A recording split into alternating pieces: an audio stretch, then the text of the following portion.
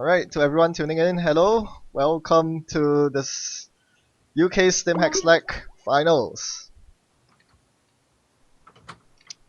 We will be kicking off in about 5 minutes, so stay tuned.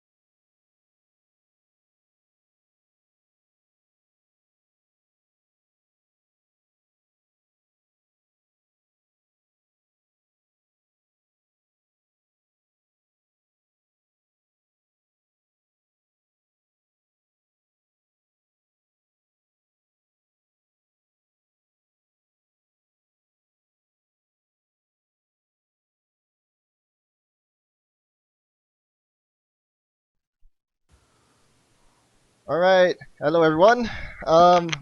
We are gonna kick things off in just a couple of minutes, but first, for those of you who are wondering how to get onto UK Slack, if you have been living under a rock for some reason and you're in the British Isles, do join us.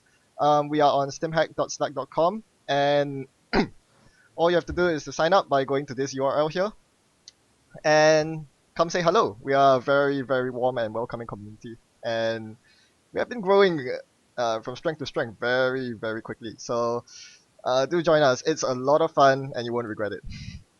All right. Let's see if the games are ready. We should be kicking off any moment now.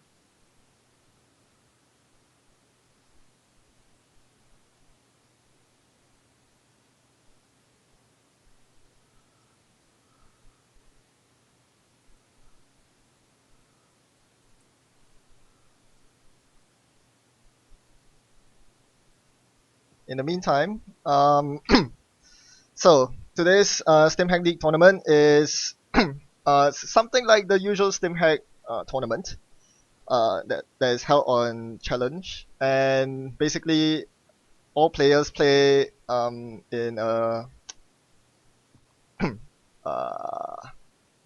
basically all players play as many games or as few games as they want and rack up elo points. The top 4 elo points go on to the finals for our league, and the top 4 players are Ouroboros, Maxey, Johno, and hIghwire, and these are the IDs they're playing. So our first game is going to be hIghwire versus that's johno, I believe. So we will get that started very shortly. Alright. Yep, we will be spectating this one.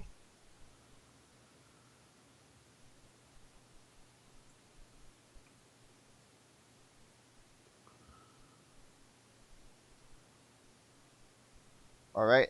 We'll start time soon.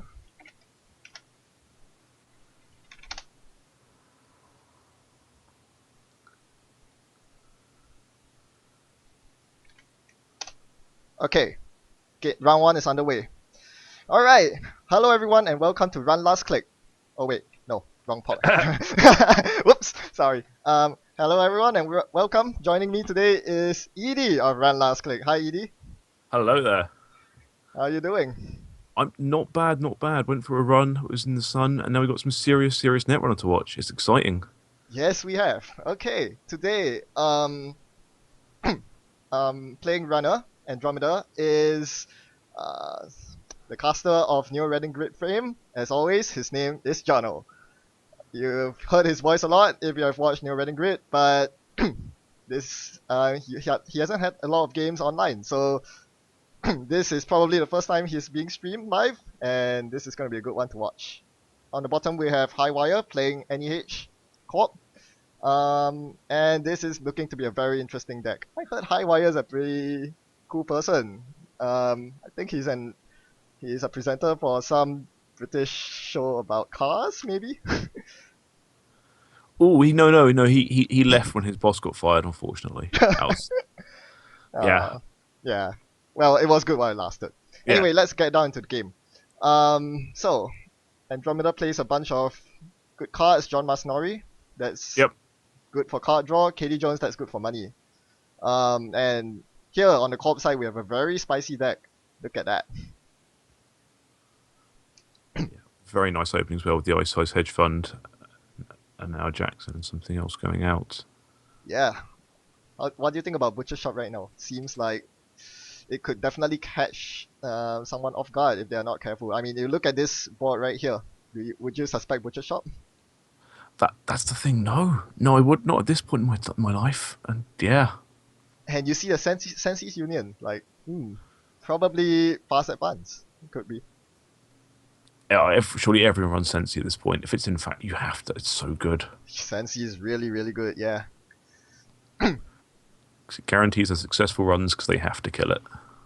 Yep, and good thing that johno killed it before he even got a chance to fire it. Really can't let that fire off. And look at that! Look at that! Oh, this is shiny stuff. Can you even fathom what hIghwire is trying to do right here? Well, get that global food stolen and then just swap it for breaking news. That's Okay. easier than scoring it. So basically what 24/7 allows you to do is it allows you to slap 2 tags on the runner as long as you have a breaking news in your score area. Oh, of course. I was thinking of It's exchanging not information. EOI, yep. My brain has slightly leaked out one ear there. Yeah, that is And 24/7. That is, oh gosh, yeah. yes, and here's where it gets really good.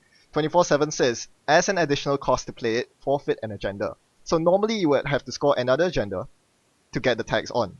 But accelerated diagnostics allow you to play operations without paying additional costs. So hIghwire could very well combo to kill johno right now if he fires an accelerated diagnostics on the 24/7. And he's digging very hard for his combo. So the combo he's looking for is basically power shutdown into accelerated diagnostics into 24/7 and a bunch of kill cards. it's going to happen. But he's looking for the power shutdown. This is really deadly stuff right here. So, what would you do as criminal, as Andy? I suppose you would want to run the Jackson. Leaving the Jackson on the board for this long is probably not very good. Not something you want to do. No. And johno slams straight into a quandary. He has no breakers out, so he's gonna bounce out and take a tag. Uh-oh. Uh-oh, indeed. I hope he knows what's coming. He's got Katie and John and the same old. He's going to clear the tag. Of course he's going to clear the tag. Sure he will, but that should be the least of his worries. Oh, he's running archives. He's gonna hit archives. Yep, Is he gonna force pop the the Jackson Jackson? pop maybe? Will he pop the Jackson? No, he doesn't pop the Jackson. Ooh. Okay, so he didn't chuck any agendas. He kept all his agendas in his hand because he fathomed that johno couldn't get into HQ. That's a pretty calculated risk right there. It really is, and you've got a limited amount of time before a legwork and a code gate breaker show up. Yeah, and I mean johno also has inside jobs. You can see his hand right here. Yes. Like by the magic of the internet, we can see both players' hands. This is going to be interesting. So what hIghwire really wants here is to keep the Jacks on the board. His combo is power shutdown, diagnostics, Jackson Howard. He wants the Jackson Howard to stay. And johno isn't running it, so hIghwire's definitely getting what he wants right here. All he needs is the power shutdown. If he runs it, he leaves himself on what, 1 credit after Desperados. That's a real hole to get yourself out of, though. Yeah, it is. Nope, he loads Katie instead. That's a fair play. Yep. I presume he thought running archives would force the Jackson pop, but no joy. You'd think so, but apparently not. So I guess hIghwire is gonna power draw here. He gets 1 card from any H. Stalling a new remote, and that's the Astro remote. Nope, he's not gonna power draw, he's just gonna go straight for the Astro score. So this is gonna be really interesting for johno. He has very little money, but he has the inside job. He has special order. Can he do anything about this remote? Would you run it? Does this look like an Astro to you, or does this look like bait? I mean, if you blind inside job it, you're betting that they can't afford to res both pieces of ice. Which off 9 credits, actually I suppose having seen the quandary, that's not gonna... Yeah, you probably figure he's running very small ice. That's a very good observation right there. You might just have to let this one go, which would be really bad. Oh, but it's such an important one. It's the only one. Exactly. One Astro. Yep. Oh yes, for viewers out there, this tournament is legal up to blood money, so you can expect cards like Temujian Contract, and of course, Most Wanted List 2.0 is in effect. So no 3 of Astros anymore. Breaking news is on the Most Wanted List, etc. Alright, as johno ponders his next move, let's make sure the stream is doing well. Okay, yep. All's good. He goes for the inside job. Okay, this will be interesting. So he bypasses the quandary, moves on down, slams straight into vanilla. Well, I guess that ends the run. Yep. Does exactly what it says in the tin. Does the job. And guess what? Gets a tag. John Masnori tags him. He's only on 1 credit. This is very dicey right here. This is definitely not what johno wants. Is it click for a credit, clear the tag, poke Katie? I would do that. It's so bad. It's so bad clicking for credits, but I think you have to. That's a very good play right there.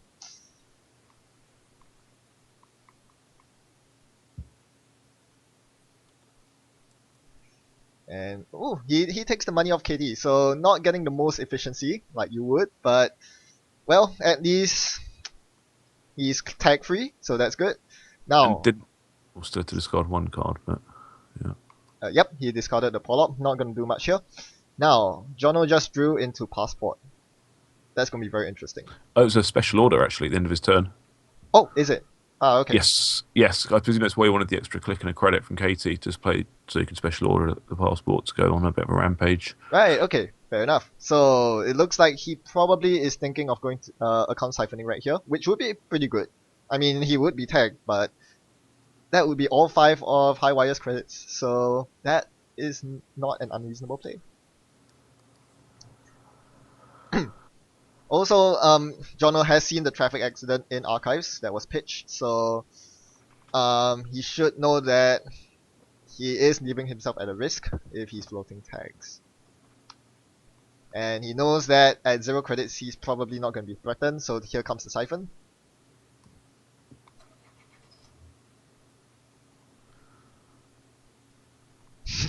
Good card, says hIghwire. Account siphon's a pretty good card.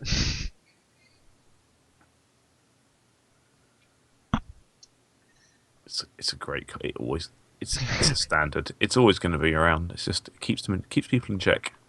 Yep, keeps greedy people in check. And he clears 1 tag. Good on you. Good on you, Johno. So, now as hIghwire, what do you do? Do you click for 3 credits?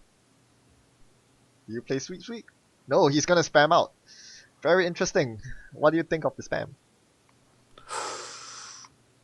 I mean, presumably it's to stop HQ being run, because it's cost neutral at the moment, and there must be agendas somewhere. That is quite true, yeah. Jackson hasn't been popped yet, he has been hyper-drawing so much, there has to be agendas in hand. And probably on the board as well, but nope. He sees Sensi, and the last one's a launch campaign. And he has a Temujin in hand, so this is going to be quite interesting.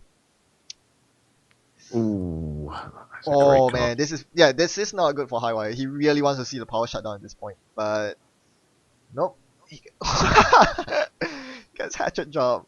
Well, so Hatchet Job is there to clear the Plascrete in case it hits the table or spots Hopper, but that's not exactly what he wants now. He gets a bunch of agendas. I think he has to sack the Jackson right here. Yeah, he's Yep, he's ditching the food, ditching a bunch of agendas, and yep, so that's 1 of 3 Jacksons gone. This is not looking the best for hIghwire. I think I would actually try to get a launch campaign going behind the vanilla, but maybe he has other plans. And you notice that hIghwire preemptively uses up Jackson Howard right here in case rumor mill is a thing, in case political operative is a thing. Always good to be safe rather than sorry. yeah. I've been bitten by that so many times. Just left 6 points in the bin and poof. Have you ever played against rumor mill? I haven't. No. Yeah, I haven't either, but I can imagine the one time you forget about it is the one game that you just lose a game you should have won. It's painful. Alright, slam into HQ. He's gonna see a bunch of stuff. Yeah. He's accelerated diagnostic. Oh my gosh. Oh, this is so good. Oh, but with the Temujin and the turning wheel, it's efficient to find out how you're probably going to die. Yes, that's one thing it does. Okay, so now that Johno is wise to hIghwire shenanigans, let's see what he can do about it. Alright, he's gonna continue sniffing around. Does he? Nope! Still doesn't get the 2 in 5 agendas. I mean, the launch campaign would be a nice. You'd rather hit it here than have enter. Yeah, you sure would. What does hIghwire do here at this point? It's not looking very good. Can't play Sweet Sweet. Johno's only on 3 cards. Not enough money for the kill. And no ice to defend against Siphon. This is kind of bleak, especially with Temujin pointed straight in your face. Yeah. It's basically like a gun held to your forehead. You're like, yeah. Okay, shipment. That's something. I think hIghwire can afford to be a bit cheeky here. Go for chuck the build in archives because the build is definitely not safe in hand. He chucks it in the remote instead. That probably will get stolen. Johno has been very conscientious about checking all the remotes. Yeah. So as Johno, what would you want to try to do here? Would you check the remotes? I guess you do. Okay, you have to try to sneak out. Well, it's those senses as well, because that is such a. You don't want it to be used. Yeah, that's a lot of senses in the bin. All 3 of them, in fact. Yeah. And he draws into Rebirth with John Masnori. That is a very interesting card. Probably Rebirth into Leela's in order here. Question is, do you do it right now? You don't go Ian, given you're 3 points down. Ian is a pretty decent choice as well, but he has Temujin pointed at HQ. I don't think he'll be short of money for this. Yeah. And the Boom, there launch goes that. campaign goes in a bit. Yeah, I would much prefer the launch campaign in the remote, but clearly he has something very important in server 4. Did you Yep. manage to catch what it is? So that I believe in the remote, I think it's a Jackson Howard from Nice. Okay, from that's good memory. play. Yep, that he's playing to his ult right there. But he needs a bit more money. A bit more ice, a bit more money. Then the game's on. Yep. Uh-oh! Uh-oh! Here we go. Oh ho! Oh, Oh! The jank! Bring on the jank! He's gonna get an expose. And what's he gonna hit from HQ? He's gonna get the 15 minutes and wish he was Leela. Well, but at least he'll get his expose. I assume he wants to expose server 4. It's been sitting there for ages. I'm sure he's as curious about it as I am. Yep, he exposed the card in server 4. Alrighty. Now that hIghwire has drawn ice, I think the right move here is to ice HQ and take a couple credits. yes, yes, it really is. There's still 8 on Smoogen. Alright, he gets a draw first, that's good. You want to draw before you decide on the rest of your moves in case you do draw into better ice. But for now, I guess wraparound is as good as it gets. Ooh! Shipment. Ah! Going for the score. Okay, very, very interesting right there. Um, what do you think of this play? Would you have Ice HQ or would you have gone for the score? Tough I to mean, say. that didn't cost any money. An icing HQ and then resing a piece of ice would have put him on 0 credits after that. Uh, it's because the shipment and the Astro token didn't cost anything, and so it kind of deals with your flood a bit. Yep. But then that means this is the inevitable conclusion, which is fine, they're not in HQ. Let's play R&D instead, and you've only got 2 credits. Yeah, it's fair. And he Yep. might even choose to... Nope, he's not going to use Turning Wheel. Doesn't see anything of R&D. So johno must be wondering at this point, where are the agendas? It has to be in HQ. There's no other server you can run, so might as well go for it. And he might as well get a free expose on R&D. Yeah, if I were johno, I would have done it the other way around to expose the R&D ice before running R&D, but no harm.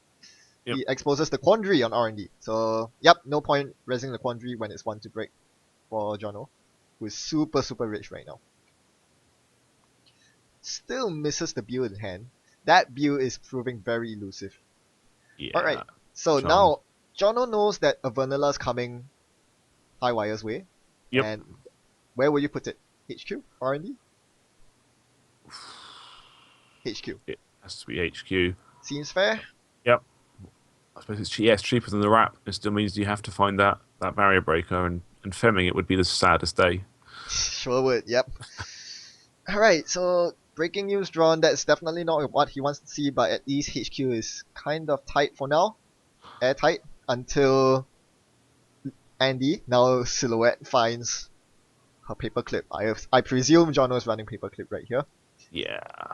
It's so good, so good. Yeah. Draw for some draw. And career fair for more draw. Yeah, I think at this point as johno, you just snoop around, poke centrals and stuff. Although he should be fairly confident that the ice on HQ is the vanilla you just saw. So he'll run R&D, pretty wise choice, and he'll probably get free access right here. He might consider using both turning wheel counters to get 3 accesses. Will he? Nope, just 1 access. That's fine. And he finds a sneak door, very interesting. Very nice. Yep. Definitely be looking to play that in some time. So the perennial question, will hIghwire finally draw his power shutdown? If he draws it now, he might be able to combo out. I think at this point he just reses a Jackson and start drawing. If it really is a Jackson in the remote. Alright, he goes for the breaking news. So he's trying to go for the scoring plan right here. That's quite a good play. Yep, I like that. He's now on 6 points. Ooh. All he needs is 1 more agenda. And judging that he's going for the kill, you can be quite sure he's running 3 breaking news and 1 15 minutes. The 15 minutes can be shuffled back to R&D, so the pressure is now on johno to close out the game and lock R&D hard. Yeah, but with those turning wheel counters, that should be Yep, doable. Hopefully. hopefully. Well, we're not all the way cheering for Jono. I don't know. It's still anyone's game. It really is anyone's game. And yep, not gonna waste any time. Paperclip, smack right down, going straight into HQ. Going to find that final breaking news, but it's not in hand. This is not the correct server to run. He needs to run R&D at this point to lock it down. I'm sure he will. For his third or fourth click.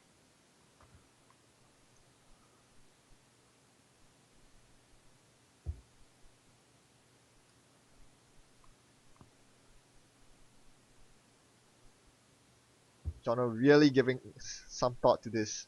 Going to play the Gordian Blade. Very. Ooh, I'm not sure about this play right here. Pressurizing the Jackson though. Yeah, I'm not very sure about this. I would try to lock R&D. I mean, getting rid of the Jackson's always good. But it essentially turns off the kill, doesn't it though? Kind of, but I think you should be more concerned about the last agenda at this point because you don't have Claw in your deck. There's still one breaking news floating around and it could be on the very top of R&D. You don't want that. If anything, I think he should have used the inside job to get past the quandary there. Alright, but he does not top the winning breaking news. You were saying?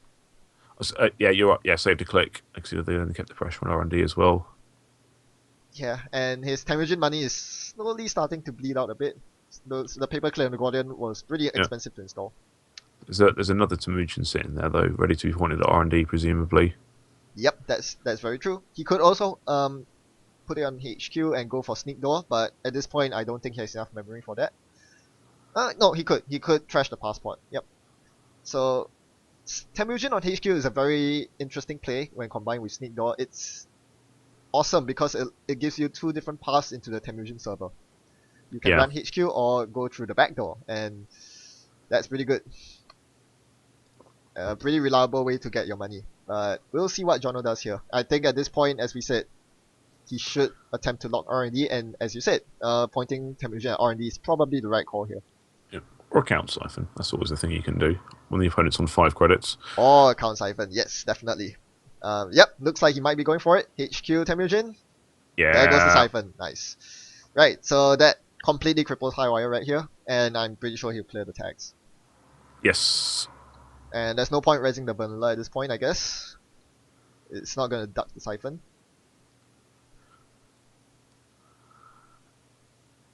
And then is it time to engage the jank? Yeah, engage the jank. Love it. It's not jank anymore though. Like with the rise of CTM and sync, everyone's looking at networking as a solution. It used to be jank. It's easier than having 4 link, right? Sure is. I don't know how you arrange your cards, but I have 2 different folders, one for normal cards and one for binder folder, and networking was in the binder folder area for the past 2 years. Wow. No, I've got mine in all of them, all as one. I don't segregate my cards. They all play together. Arranged in chronological order or faction? Faction, and then just faction, and then set, or not set, but like type, and then just like on the page. Sweet stuff. Do you have a binder, or is it just in a cardboard box like I'm doing? Half box and 2 binders. Neat. Yeah. Anyway, we should get back to the game. Oh yeah, there's a game. Virtual cards rather than real cards. These are what are important right now. Oh yeah, for sure. Alright, let the R&D locking begin. What does he see? Not much. His will is strong to not spend those turning wheel counters. Yes. I'd be popping a couple at this point to have it to look too deep so they can't draw, to try and get that breaking news in hand. Yeah, it's a lot of discipline right there. He might just use it on this HQ run to clear the entire hand. 8 counters means 5 accesses. Yeah. That could happen. He's thinking about it. Yep. 2, 3, 4, 5. The whole hand. Gonna get sweet. Gonna get the bill, but that's about it. So as hIghwire, I think at this point you definitely start considering taking credits and shuffling the 15 minutes back in because that final agenda point is most likely your route to victory. It's gonna be really hard though. He needs to find a way to break the R&D lock, and Johno has an arm lock on this game, as it is. Yep. The alternative is to find a power shutdown and a Jackson Howard. Not going to be easy. But with the turning wheel counters down now, I think this is a good time for hIghwire to just begin drawing to find the Jackson, to find the final breaking news or something.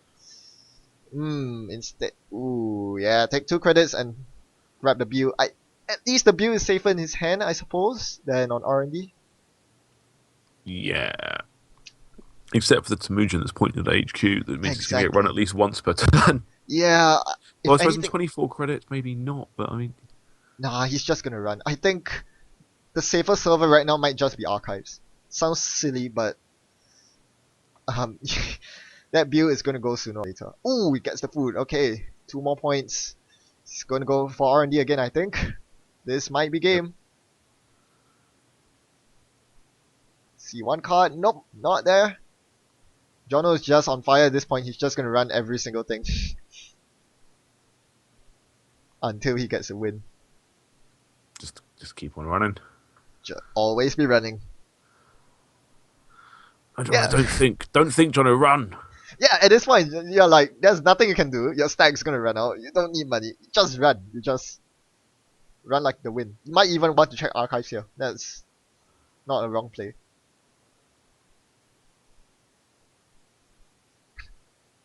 Or even just run R&D again just to load out on turning wheel counters. That's always something worth. Or HQ, yeah, there we go for HQ instead. Perhaps he might have seen a very interesting card on top of R&D. I suspect he might have seen the power shutdown on R&D. Maybe that's why he's taking so long to think about it. He is taking unusually long. I do suspect that there's a very interesting card on top of R&D.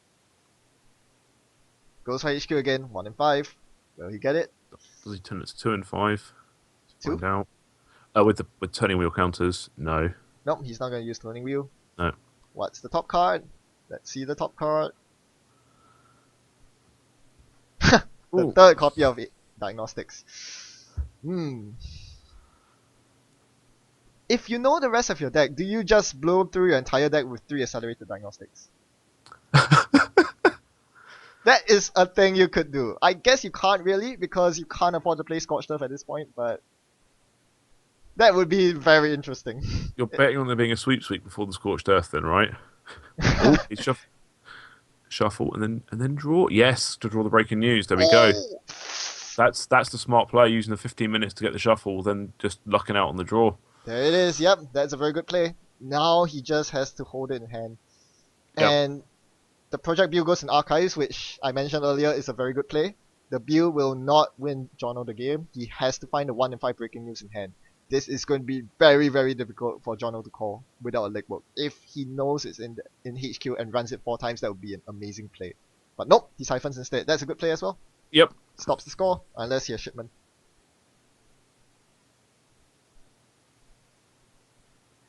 Man, this is getting tense. This is actually coming down to the hIghwire. Sorry. I'm bad at jokes, sorry. I guess you run R&D as Johno? Maybe? No? No. Just siphon him down to 0. That works, I guess. He's gonna get a fresh card though. It's the power shutdown. No Jackson Howard. Probably just gonna take 2 or 3 credits and pass the turnover. Seems fair. So Johno needs 3 points to win. That's going to be quite a tall order unless he gets really lucky here. Can we count the number of agenda points? So there's 1, 2, 3, 4, 5, 6, 7, 8, 9, 12. 12 agenda points in hand and in the score area. 2 in archives. So there's 6 in the deck. Yep. 2 more food? Nope, there's a 15 minutes. So 15 minutes, yes. 1 food, 15 minutes, and the last build presumably. So 7 in R&D, 3 agendas. Ooh. Oh ho ho! Mind games. Here we go. Here we go. Oh, I mean, as Johno, you definitely expand your turning wheel counters this turn. The question is which server. Do you same old siphon? Nope, no siphon. No same old though. Ooh, yeah, he probably should try for the same old siphon. That might be Good play. That would rack up turning blue Have counters. yeah, have 2 dips. Mm-hmm. And if you don't, the same old Typhon and float some tags. Oh man, he's really zoning in on HQ. Yeah. Man, such a good stream sniper. I'm joking. Johno, we love you. Still misses it, still sees the accelerated diagnostics. Yet, he has to go for R&D at this point. I think he expends all his counters here to see 3 cards. He might just win off of this. There's a very high agenda density here. Yep, gonna see 4 cards actually. That's probably game, unless bad times. Global food.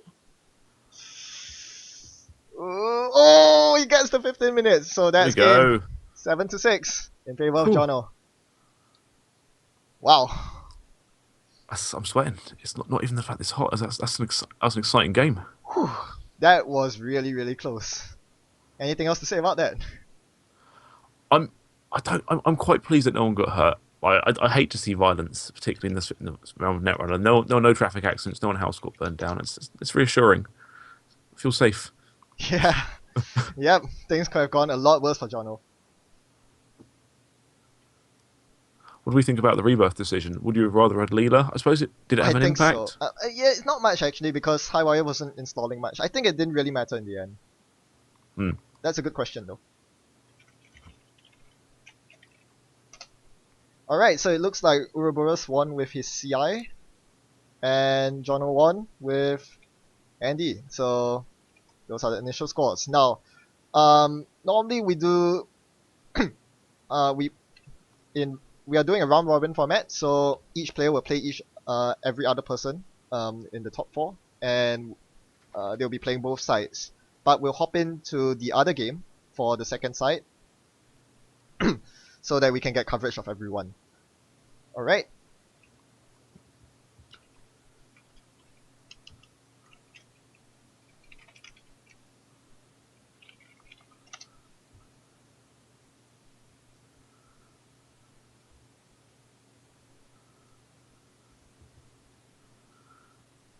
Yeah, that was a very, very tight game. Whew. What a game to start off with. Yes. Just had it shown up a little bit earlier at the right Yeah, time. it was quite unfortunate that he didn't draw his power shutdown for the longest time. Stuck right at the bottom of his deck. Yeah, with the Jackson there ready to use in the remote, all protected. Alright, so we are gonna spectate Maxey versus Ouroboros. This is the one. Oops. Alright.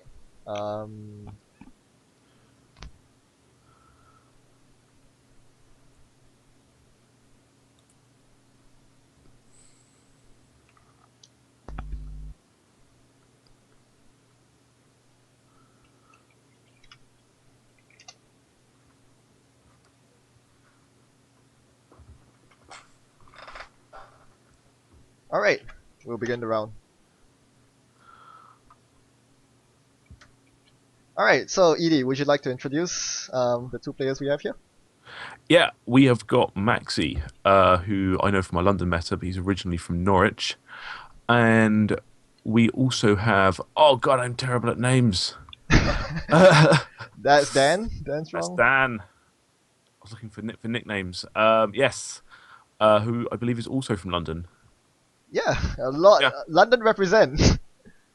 Yeah, I've had a lot of work stuff. I'm not able to make it down to the Tuesday meets for a little while, but hopefully soon. Yeah, we just had a cube draft just this Tuesday. Might be doing more in subsequent weeks. So come join us if you're free. Should. Alright, so let's get down to the matchups. Ouroboros is playing Andromeda. Hands. Yeah, we can't see the hands. Okay, I'll remind them after this, but we'll just have to go blind for this game. I'm not gonna ask them to restart. That's reasonable. Alright, so very, wow, right out the gate. Temujin and Sectest. Very, very strong, but Temujin pointed at HQ, which is very interesting. Because there's ice and an upgrade on HQ, so you have to figure that there is a sneak door in Ouroboros' hand. I would ice out Archives if I were Maxey. who is Before playing. irony, yeah. Yeah, that's a very telltale sign that something is going to go down um, in archives. And Maxey is playing Jammy HB, which is basically jam as many agendas as you can to remotes and score quickly before your opponent gets set up. Or maybe he's playing Asset Spam HB. It's well, he loves assets. Like before this, it was NEH asset spam, and there's gonna be a lot of assets. There There we we go. go. Called it. Yep, nailed it. And that's the Christian that's going in the bin. Or the fake Christian, whichever that might be. Biotech Labor and the Christian Grid that goes in the bin. And another sneak door for another 4 credits. Global Food and another sneak door. And another X. Ooh, Jackson Howard. Wow, wow, wow. Those are some big holes right there. Oh wow, is that an ABT, I think. ABT? No, No, no, Maxi. Why not the ABT? I'd have given anything for an ABT at that point, just to ice up R&D and archives and just be done, because otherwise this is going to happen. Yeah, I'm sure he would too. Yeah, that's kind of a problem. Oh, ooh, this is punishing. This is very, very punishing. Ouroboros not letting up at all. Combined pressure of HQ and R&D. This is very brutal. No Desperado, so he's not as rich as he would like to be, but...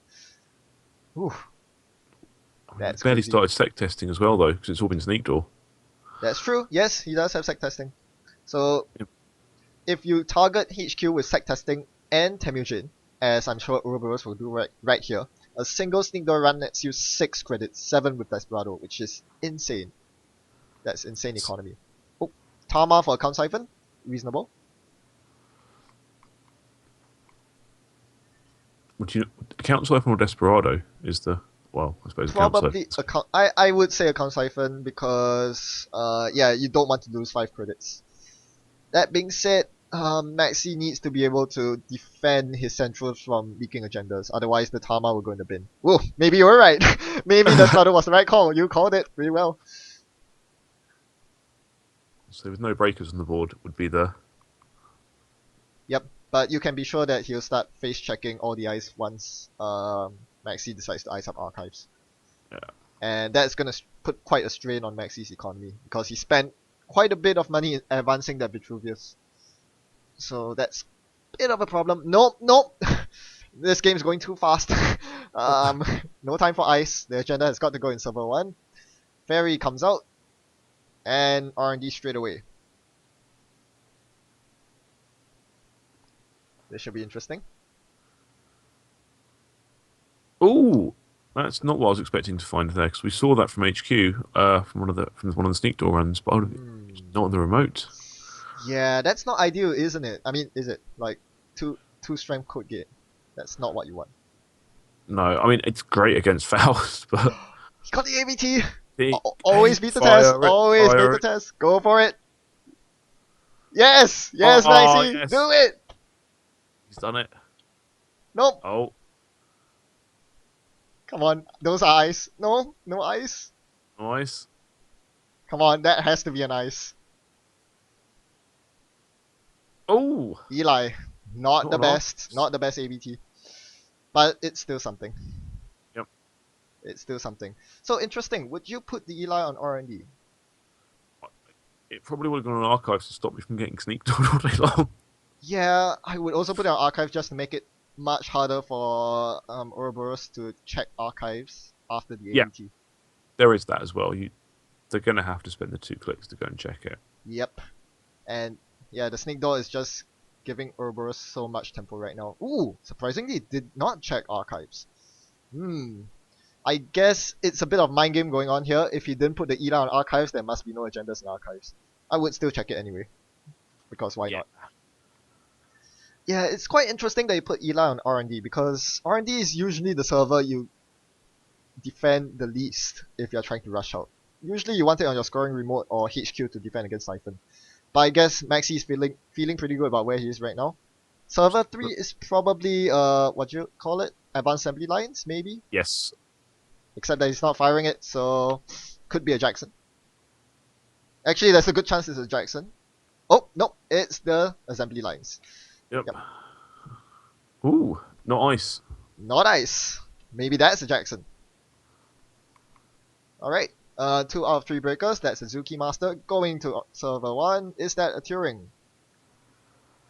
It's an Enigma. Okay, that's pretty good. Pretty good for ouroboros. He's gonna get through. It's probably an agenda, isn't it? Nice Oh, bait. Well done. That is what makes Jammy HB so lovely. You pay the 3 credits, you pay the 1 credit for Zoo, and all you see is nothing. So I guess as Maxi, if you draw a Vitruvius or beta test, you just use Biotic Labor at this point.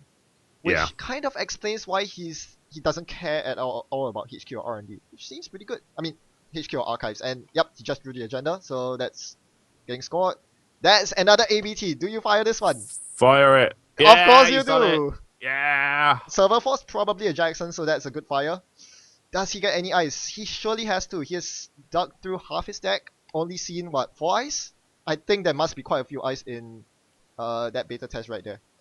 This could be huge. This could be really, really huge. If there's at least 2 ice, Maxi could just very well run away with this game. Oh, there's a James Jiff. For people who didn't get the reference, that's 3 pieces of ice that he hit. He hit an Eli. Oh, wow, wow, wow. Oh. That's huge. Oh man, that just, Oh wow. holy cow. Yeah. Holy cow. Yeah. And it's literally a case of you need, well, just a biotic out now at this point, I am presumably. in tears. I am in tears. It's glorious. So whenever someone talks to me about jamming HV, I tell them always beta tests and practice makes perfect. Maxi has clearly practiced the art of firing beta tests. Oh my gosh, this is glorious. I don't think you could have precogged better. Like that's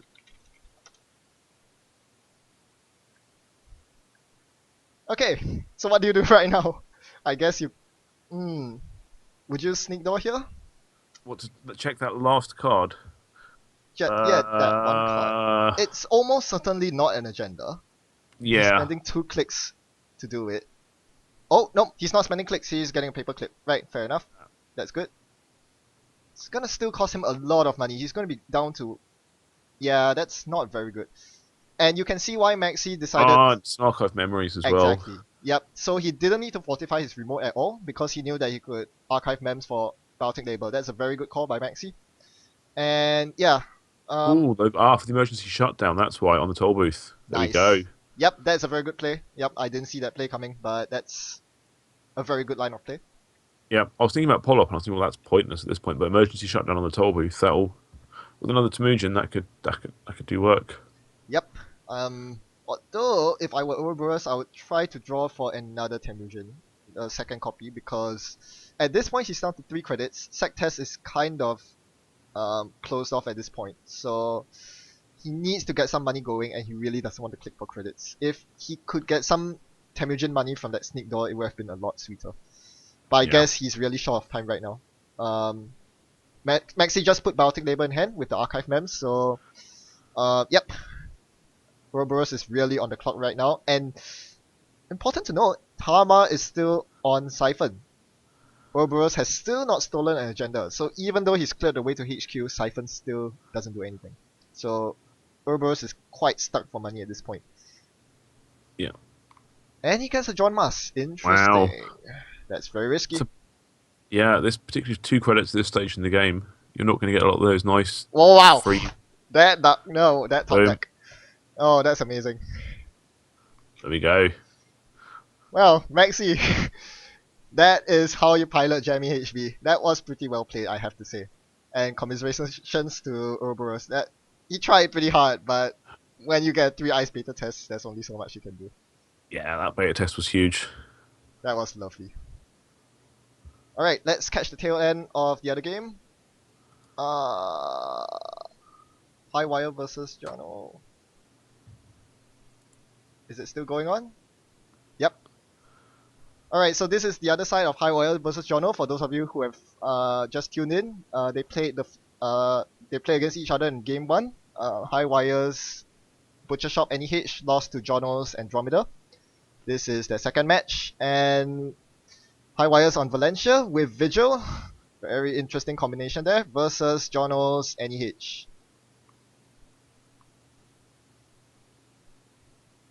Presumably, we're going to see some of the hand smallening from Valencia. That could be a thing. Although, I think if you check the deck list, I don't think he has any more bad publicity giving stunts. So. That's probably for the best. I've run into that and it's grim. Oh, how many bad pub do you rack up? Like 3. I was trying to play kill. It doesn't really work. Oh man, kill. Oh, that's Anyway, sad. Alright, so this scoring is agendas. Yep, this is Licenses have been acquired. Wow. Yep, licenses acquired. This is Russian NEH. So basically, you run a lot of agendas, but they are all easily scoreable with Sansan and Jeeves. So he gets a Jeeves using license acquisition. You would much rather a Sansan, but I guess johno hasn't drawn his yet. So it's quite even, 3-3, although hIghwire's 15 minutes is not really an agenda. So Ether comes down, but there's no account siphon to follow it up. Pretty interesting right here.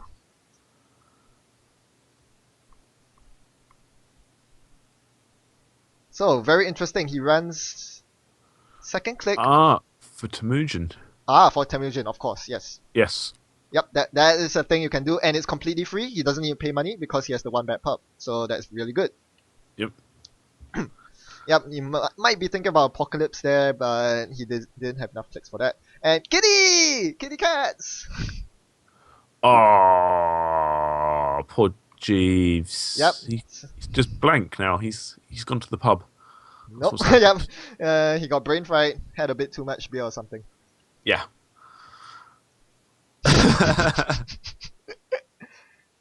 Yep, so Jeeves turns off any asset or upgrade that's not a region that's unique, and Jeeves is exactly that. With the pip in front of the name, it's unique, and no fast advance for you, johno.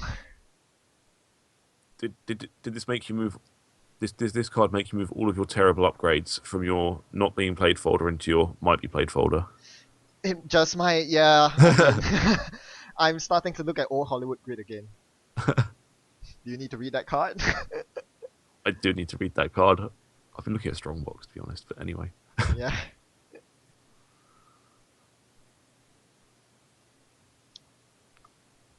So, you don't even get the extra click with Jeeves and subliminal messaging. No, you really want the extra click. Yeah, usually you don't really want to play subliminal unless you get the Jeeves trigger, but looks like he's going to do something else. He's going to score. Alright, that's a thing you could do. And bye-bye, Rumor Mill! Bye-bye, Rumor Mill. Princess Space Kitten was good while she lasted.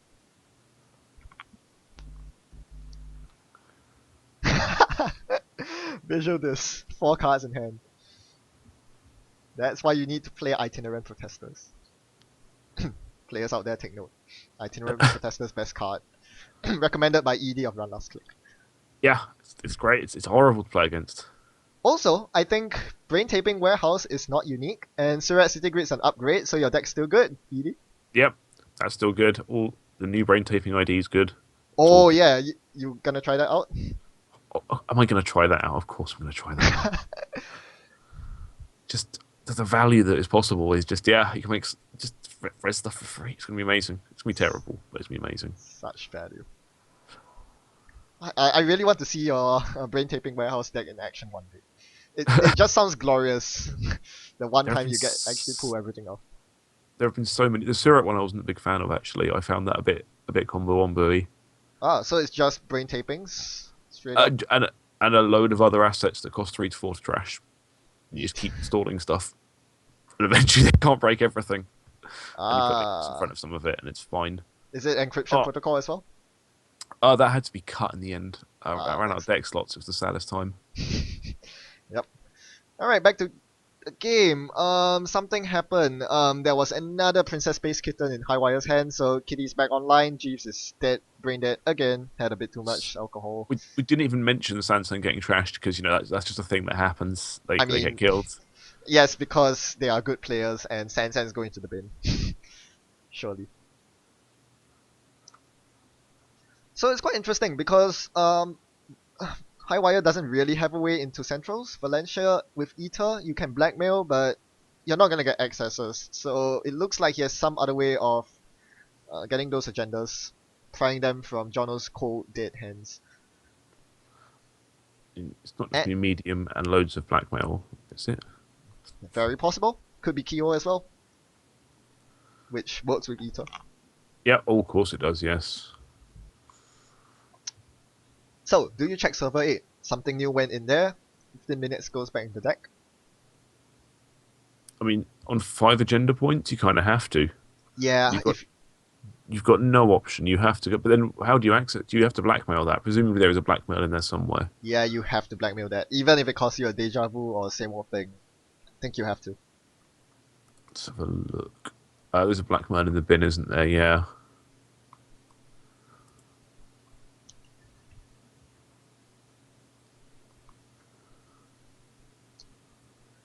So one good thing about this matchup, and a pretty good meta call by hIghwire, is that he's running Vigil as his console of choice, as opposed to something like Turntable, you know, the conventional stuff.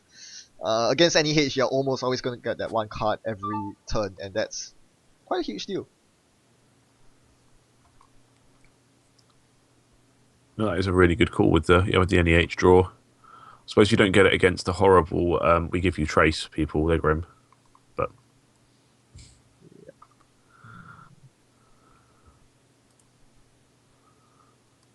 Alright, so inside information. We just got inside information. So hIghwire has proper breakers. ooh, But ooh, that is spicy. I love it. I absolutely love it. Ooh. So that's how you get into servers. Is it an agenda? Nope, it's not. Interesting. Wonder what that could be. what would you leave? Probably not a Jackson. Maybe a Sansan. I doubt so. You couldn't leave us out. I mean, it's 5 credits is not quite enough money, but Might be team sponsorship. That's the yeah, only and I one I suppose can think of. yeah, that's a fair point. Actually, that's a completely dead card at this point.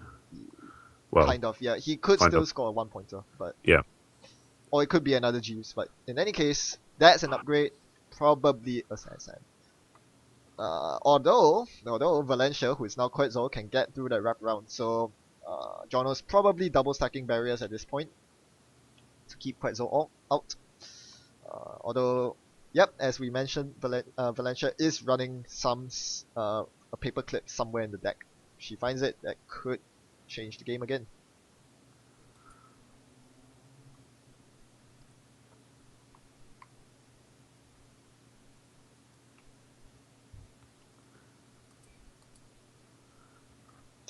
So basically this Valencia deck looks to be some sort of a control deck where instead of going for multi-access or big medium decks for the win, you're trying to prevent your opponent from winning, making sure they can't score agendas, and I guess a very important part of that, as ED said, is trashing the Sansan. You've got to trash the Sansan. We'll see if he's able to do that though.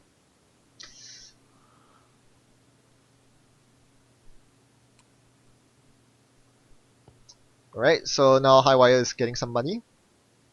Probably looking to install some breaker or some keyhole. keyhole to Mugen R&D. Boom. Seems sensible, but Yeah. Johno did something pretty smart. He actually iced up archives, so keyhole isn't that good because you can't get the agendas. Unless you can break through the ice on archives. So he's going for the David, which breaks through the wraparound. That's a nice move. If the outermost ice is a vanilla, Quetzal can break that. If it's a quandary, hIghwire is stuck, and it is a quandary. So Ooh. that's not good for hIghwire. The only saving grace right here is Johno's only on 5 credits. So he's not gonna win next turn, but he's getting pretty close. He needs to find his York from the bin ASAP. And he can do that if he has a retrieval run. We'll see if that comes into play. More ice from Johno. This is probably the most horizontal ice configuration I've ever seen in quite a while. 6 servers with 1 ice each. Yeah. Ice is like butter. You got to spread it thin. I guess in your brain taping warehouse deck it goes up. vertically. Well, normally two or three, one main remote and then one or two extra econ remotes, just because otherwise they do just break everything. Yeah, they do. Alright, so now hIghwire has to check every single dang thing. It's so annoying. Where's your DDoS when you need it? I mean, maybe drawn with that final Earthrise, but oh, it's such a big deck. There's 23 cards. Gotta face check it. What is it?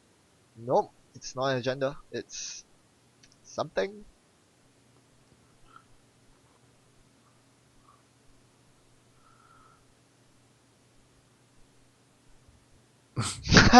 Well, I guess that's a Jeeves then. Yeah. Or a Jackson. Nah, he would trash a Jackson Howard.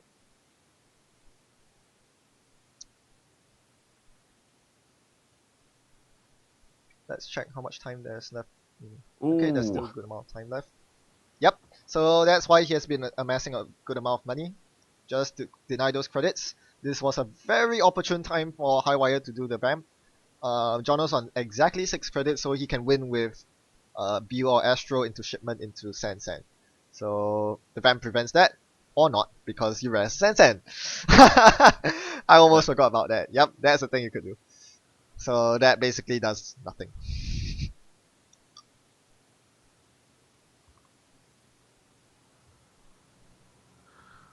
So at this point, Johno is basically waiting for a 3-pointer and a shipment to close out the game. Oh, sorry, a 2-pointer, should I say. Yep.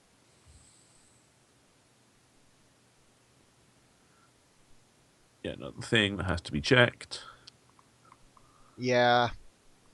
I think hIghwire's priority at this point is to get the York up ASAP, or a Parasite on the Quandary and just kill the San. Really cannot leave it up.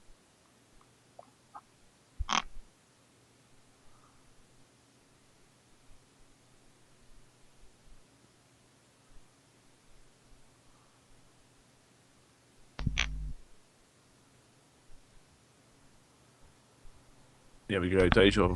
There we go. Yep. Here comes the York. Boom. Nice. And because you're Quetzal, you get to break the wraparound. No! No! Use Quetzal's ability! hIghwire! No! You've rebirthed and everything. No! Much disappointed. Giant Vegetable Man is disappointed.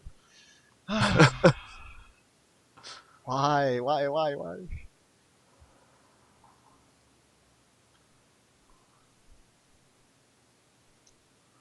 Alright, that's a team spawn. Ooh, that's pretty good to get rid of. Yep. You don't want the Sansa to come back to life.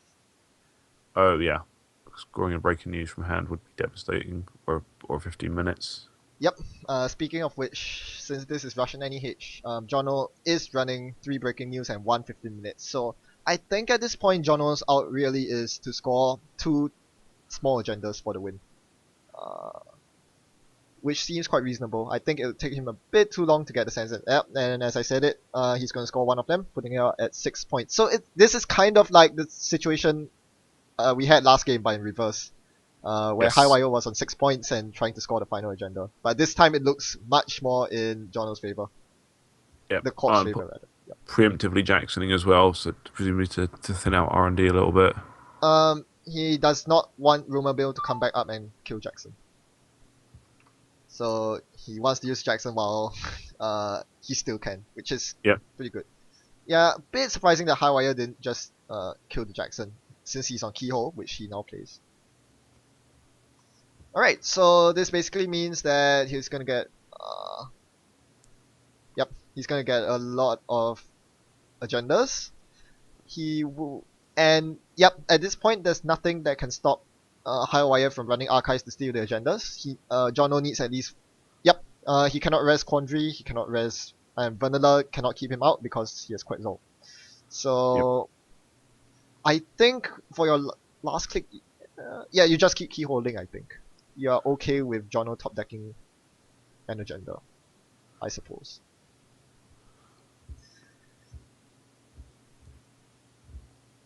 Alright, so that's double Palooza in the bin. That's gonna give Johno a lot of money if hIghwire steals them. I guess hIghwire would want to try to steal all the agendas in one go. Has to be careful has to consider that there are 2 more Jacksons left in the deck. Although Rumor Mill is a thing, so we'll see how that works. Oh, the shipment comes out. Yep, that's game. Boom. Very well. So johno sweeps hIghwire in round 1. And who won the other game? I forgot. Maxey Max won. Because... Maxey on the corpse side on his one. Alright, so these are the standings for now. johno's in the lead with 2 points, and ouroboros and Maxey on 1. hIghwire still not on the board. I'm sure he'll come. Wait, is it hIghwire? Yep. Alright. Alright, so that's all for round 1. Thanks again, Edie, for coming to commentate with me. No worries, it's been an absolute pleasure. And where can people find you? Is there runlastclick.blogspot.co.uk? That is it, and I'm at Oedipus spelt wrong on Twitter, and yeah, that's where we are. Fantastic. Well, thanks again for your time. Cool, cheers, man. As I said again, it's been an absolute pleasure. Alright, see you. See you soon. Bye. Bye.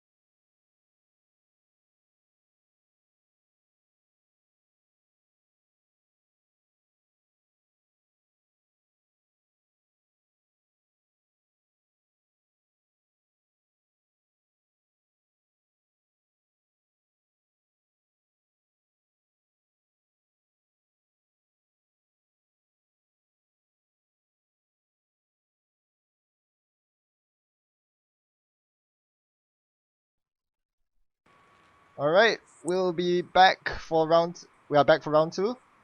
Oh, that doesn't start yet. All right. Anything else? Okay, so round 2. We just had round 1 where we got a taster of all 4 players. For the subsequent 2 rounds, we will be focusing on one pair of the two. For this round, it will be maxey versus hIghwire. The current standings are as follows. Maxey is on 1 point and hIghwire is not on the board yet, so it's still anyone's game. We'll see how this works out.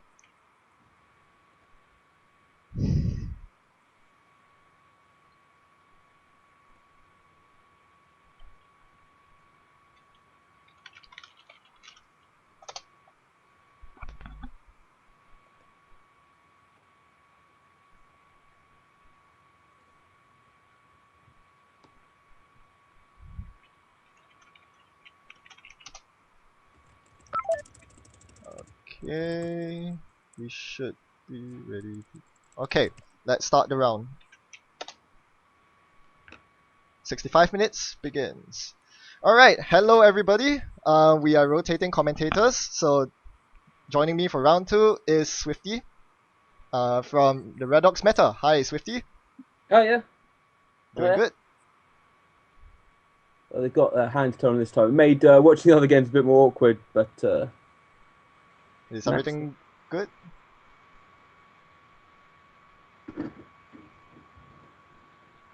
Alright. Alright, so this is Rushy HB from Maxey up against hIghwire's Valencia. Very interesting hands here. Valencia has a lot of good basic cards, lots of card draw, daily cards. You can't go wrong with that. I think that looks like oh, he mulliganed, so that's fine. Maxey kept his opening hand with two pieces of ice, decent stuff. The lateral grows the advanced assembly line so that he'll get an extra credit next turn and an extra credit this turn, and plays the Turing on HQ because he suspects Siphon or Vamp, which is a very good play. I like that play. Vanilla goes on R&D, and he uses AL probably to install Christian on HQ. Yep, there you go. That's a very solid first turn. yeah. But I mean, he doesn't have any idea of hIghwire has like normal breakers as well, right? We're the only ones that know that at this point. Yep. They've not been. Yes, that's there was the questions in last round asking like, what's to stop the other players from looking at the games that are going on at the moment. Yeah, it's a gentleman's agreement we have here because we are all awesome. We are an awesome community. We don't do underhanded stuff. So yeah, that's the terror of sitting opposite of Valencia, right? It could be Breakerless Valencia, it could be Siphon Valencia, it could be Apocalypse Valencia, it could be anything. But Christian on HQ with a Turing seems like a pretty solid bet. Yeah, I mean the last Valencia that I was playing at, I saw at Reading. I think it was Breakerless Valencia that Vapor was running, and it looked really solid. So I'd be worried about that. Was Vapor at Reading, or was it regionals? No, Vapor was at Reading Regional. Sorry, this was. Ah, yes, regionals. Okay. Yep. And then I think he was at the King of Servers event that was run in Birmingham, and he was on the same thing. That was still terrifying to be playing against. Yes, it's surprisingly brutal. I mean, you would think that all runner decks need a breaker, but until you've played against Vapor's Breakerless Valencia, you don't know how scary it is. But I mean, would you just, if this is Jammy HB, do you just throw the agenda down behind some ice and hope they don't have blackmail? I mean, this is what, turn 4, they might not have it in a 50-card deck. So that's the thing. He has Jackson and Vitruvius in hand. This is where the mind games begin. You could toss the Jackson behind a toll booth and try to bait the blackmail out. That wouldn't be a bad play. Either way, it's not going to work in Maxey's favor because hIghwire has essentially 2 blackmails, the Deja Vu with the blackmail. So it's going to be... Plus, I mean, the blue level just drew him into the Bartic he needs for the Vitruvius anyway. So. But he's not going to do that. He's going to save the Bartic for the ABT. So we'll wait and see how things go, but for now he's more content on solidifying centrals, which is fair. You don't want to get Apocalypse at the wrong time. So that's the fourth holy cow, 4th blackmail that hIghwire drawn. Woo! Okay, I guess he's going for the Bartic Vitruvius, sensing that this is not going to be a good time for him. It's fair.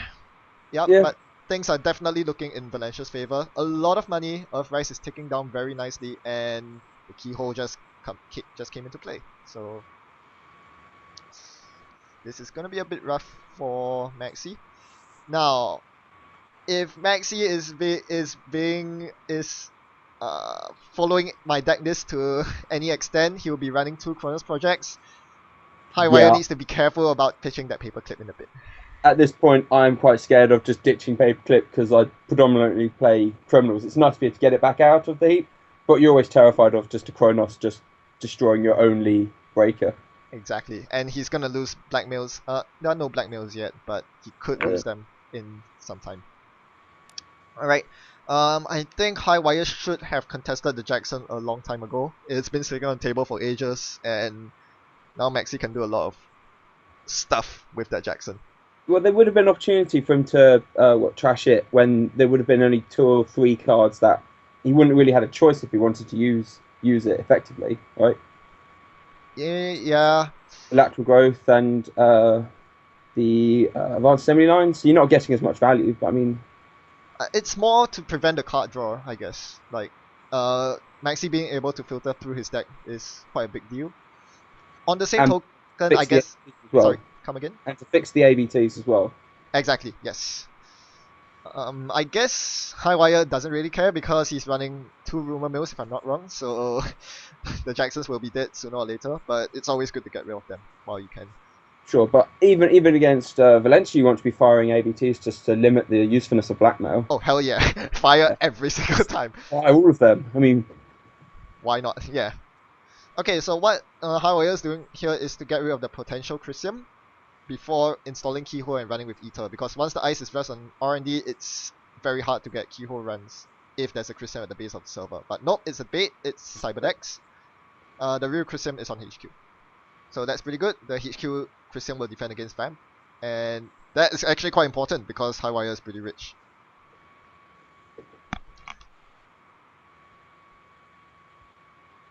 So, both players had a very good early start.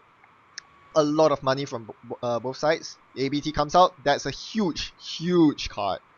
I think you lateral growth. Jackson, it's just leaving the Jackson there for so long. It's yeah, I'm not happy about that. I would have lateral growth second Jackson into server 5. Beautiful, I like that. What I would have done was to lateral growth the toll booth on server 2 and leave it as it is, but now that he has 2 Jacksons on the table, that's going to be very difficult, and that baits out a blackmail, so that's good. I do like the play by Maxey that cost hIghwire a blackmail, so that's a nice play. But I mean, Maxey can see that there's 2 more blackmails on the table. He doesn't know about the other 2 in hand as well, so he's not. Aha, here's the thing. If he top decks a Chronos project, that changes everything. The 2 blackmails are gone.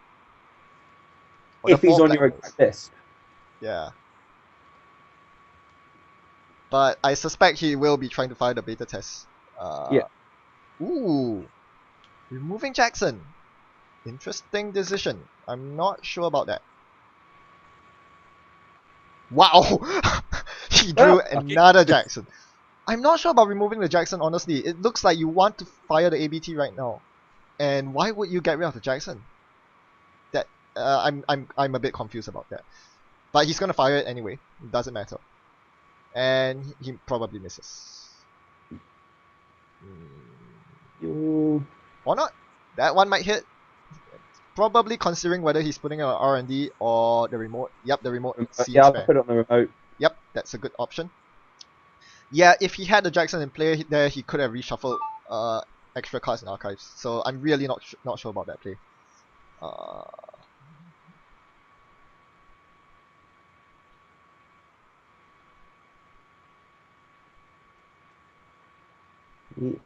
This is the other problem with the 50 card Valencia deck. You just can't find his breaker. Don't know if he's one of regular breakers or he's got probably 3 eaters. If he's on the keyhole vamp plan, which you just can't find. Okay, well now he's just got. Yep, he's on 3 eaters, so I think he just found it. Yep. And sorry for what I mentioned earlier. Apparently, hIghwire was making a run on the last Jackson, which is why Maxey had to use it. Alright, so that makes a lot more sense. Yeah, that does make sense then. Okay, here's the dangerous part. Maxey has a res Jackson, and look in hIghwire's hand. This could get ugly very quickly. Yeah, this could go wrong. Let's see if Maxey is well prepared for the blood money meta. Have you been caught out by rumor yet, or? Not once, but I have been doing this, preemptively sacking my Yeah. Jacksons. Good play by Maxey. So I think he would be pretty content to jam the... Would you jam the Vitruvius in the remote? That would be interesting. I probably would, actually. Knowing that there's blackmails and you've got the Enigma out already, I'd be pretty confident about doing it. But then hIghwire's got a spoon in his hand, so we don't actually know how easy it is to get in there. That's true. If I were Maxey, I would have kept the global food in hand instead of recycling it with Jackson, because I think R&D is more vulnerable against Anox. I say that, he's blackmailing HQ now, but that's just to get rid of the Christian Grid. He's not gonna get lots of blackmails on HQ. But yeah, usually against Ether decks, HQ is actually the safest place for agendas, because you can be sure they're running Keyhole or something. So yeah, I would actually keep the food in hand, and it's always an option to score the food to win. Look at that agenda, it's pretty shiny. Yep, there's Kronos. Unfortunately, he's not going to get very far if he jams it in the remote. But do you just Spartic it out now then? You get what? All the blackmails are gone! That's huge. Sweet! That All the blackmails are gone! Order. Oh! Nice! No, yeah, same old things, not quizzes anymore. Deja vu is nothing. Oh No. my gosh. Maxey dear. has been pulling off such glorious plays, 2 out of 2. Wow. Yeah, that was quite a good one. Whew. Yep, He's got to be. Sorry? He's got to be bit more confident now, getting rid of all the blackmails. A lot more confident. Yeah, and that's why you want to use your same old things before playing the blackmails in your hand. Yeah, I was just going to say, you probably want to leave at least one blackmail in your hand and use some of the recursion for blackmail. Exactly. Well, he still is out. hIghwire's now out of this. He's going to Keyhole, and he has quite a bit of money to get through the Keyholes. Architect's going to cost 3 with Ether. Yeah. I mean, the bad part makes it less painful. Depends what the inside ice is, which I can't remember what it is. Yep, I don't remember. Oh, vanilla. Yep, it's Rushy Ice, so... It's not that expensive, because there was a toll booth somewhere with that. I don't know where that went though. Yep, and we saw from the last game there is a Temujin in the Valencia deck, so if he can point Temujin on R&D, he's going to get a lot of Kyo runs and potentially just win. So it's basically free with Temujin, isn't it? Yep, it is. Okay, he's halfway there, 2 agendas in the bin, and Jacksons are gone. 1 left. I think Maxey needs to draw at this point. Oh no, I think he just scores the Vitruvius here. That would be Down the previous in. Sure. Yep, that works.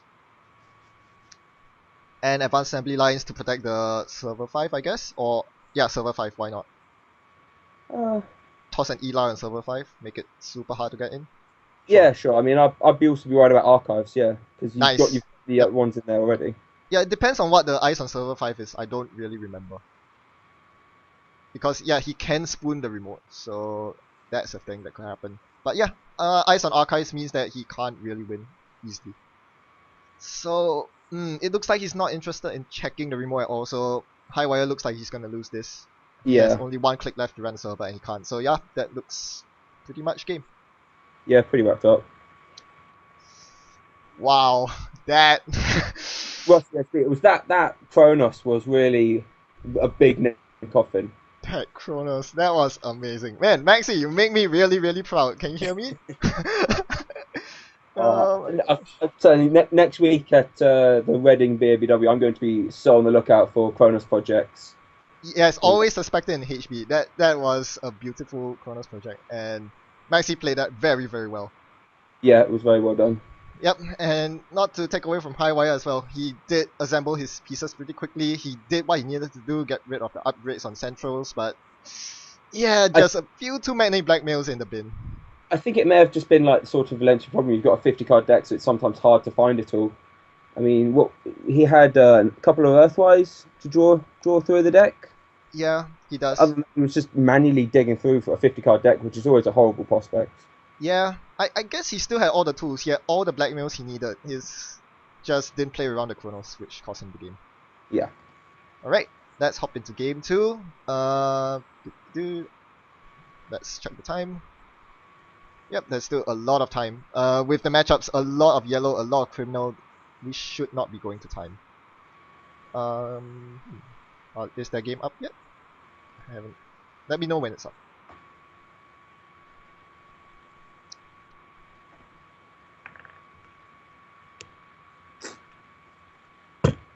Alright, that's the one. Oh, no, I'm not playing. No. Okay, there we go. So, meanwhile in this downtime, are you going to go to the Reading BBW this weekend? Yeah, I'm looking at it. My other partner in crime from Aldershot, Dave, said won't be able to make it, so I may have to turn up with his latest diaper monstrosity to. Yeah, you have to make it not a diaper-free event. Yeah, well, you can see his new attempt at building a sort of deck didn't go as well at Aldershot last weekend, but that's not really diaper. It has breakers, too many breakers. Well, we were discussing this at Nationals that he's not played a killer for the past 8 months. So he has been on this deck for a while. That's ridiculous. Okay, so Maxey doesn't check the remote, he gets Senseed, and that's really bad. What? Did I just see a character... Market research? Yeah, that was a market research. Okay. I don't know, it flashed very quickly. That seemed like an odd agenda. Nope, that was market research. So, this is basically a power shutdown accelerated diagnostics deck, and I can see that market research with 24/7 can give you the win from 4 agenda points. So that's really cute, that's all I'll say. I really hope we see the 24/7 combo coming up. But I mean, with Geist, it'd be a lot harder to kill him. No, So, I think the kill plan is completely off the moment you see the ID across the table. Yeah. It's not gonna happen. Although, I mean, if Geist doesn't not aware of it, then, like saying, popping the sports hoppers and other things, he may die quicker than he expects. True that, yep. Yeah, he's popping quite a bit of stuff. Actually, no, it's gonna be really hard. Yes, as far as I know, he only runs 1 traffic and 1 scorch. So, Okay. 6 meat damage is not gonna cut it.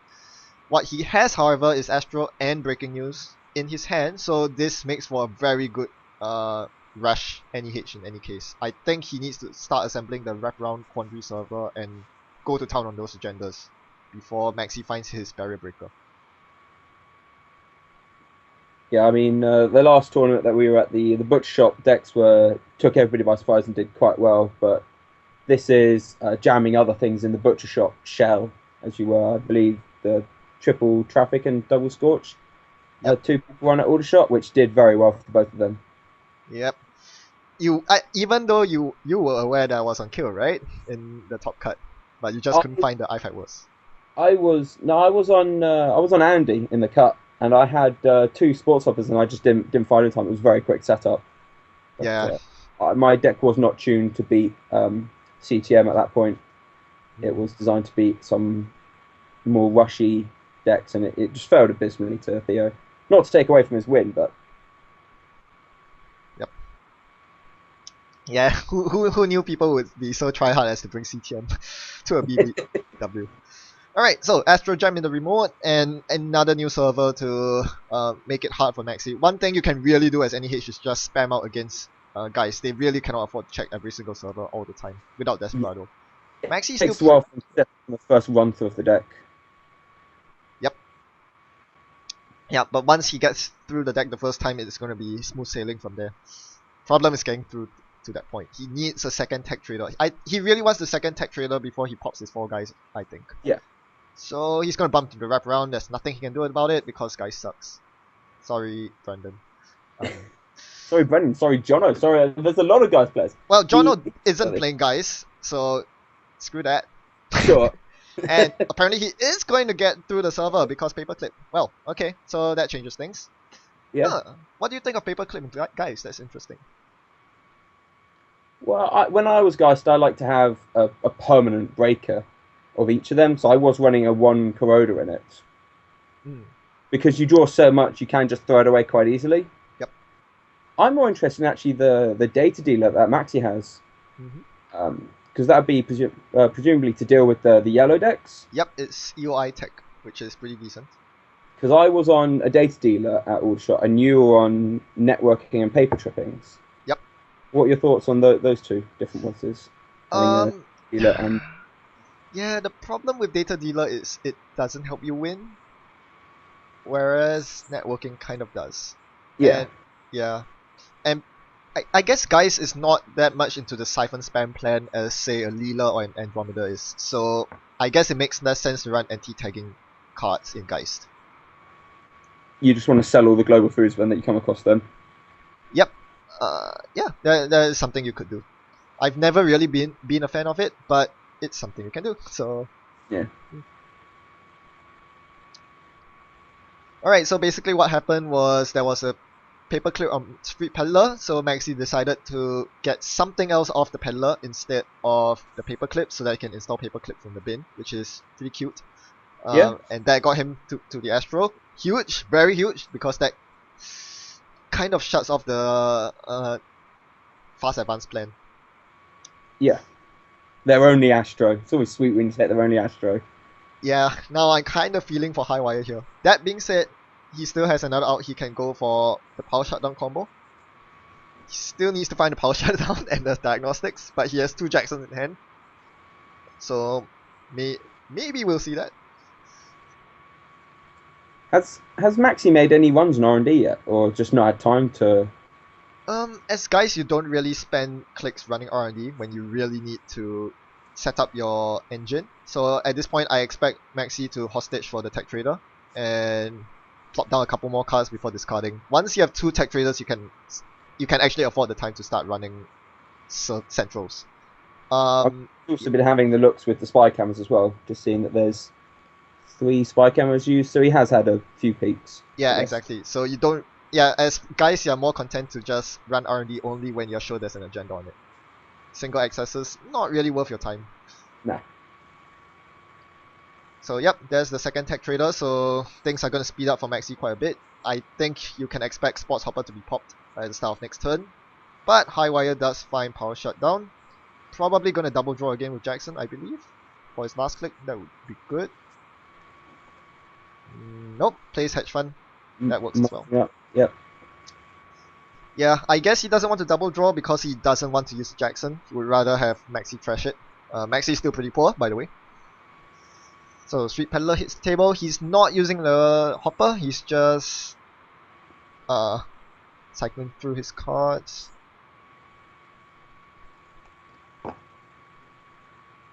And getting a spy cam down the table. So next turn he's going to get the money with between Peddler and spy cam. Yeah. And hIghwire is super rich right now. All the launch campaigns paid off because yeah, this is actually a rather slow setup for guys. Had to dig through like 3/4 of his deck to find two tech traders. Guard seems interesting. That was an odd one. I guess if you're trying to rush out, it can be quite good. Yes, yeah, probably to punish the non-AI breakers. You need to get a mimic to break it, I guess. Alright, so unlike most of the other runners we've seen until now, Maxey actually bothers to trash the Jackson, which is pretty important. Turns off the combo. It doesn't really actually. There's still another Jackson in hand. Pew scored from R&D. And the third tech trader hits the table. Not good news. Is Maxey? Does Maxey know that he has to be afraid of potential murder? Not yet. I don't think so. Yeah, it doesn't look like it yet. It looks like a very weird NEH deck that has launch campaigns in it. I would be very suspicious of that, but it's just money, so eh. So all the 1-pointers in hIghwire's area. And yeah, 6.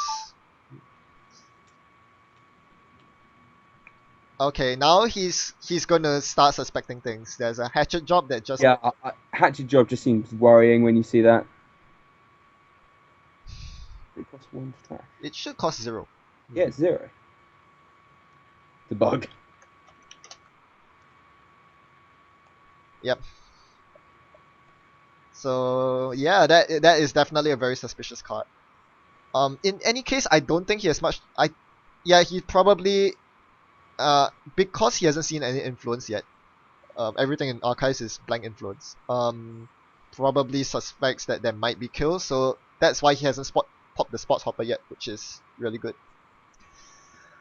That being said, I think hIghwire can actually win this off the power shutdown combo. We saw that there was a market research in his deck, so he They'd need could. to be tagged to be worth 3 points, though, right?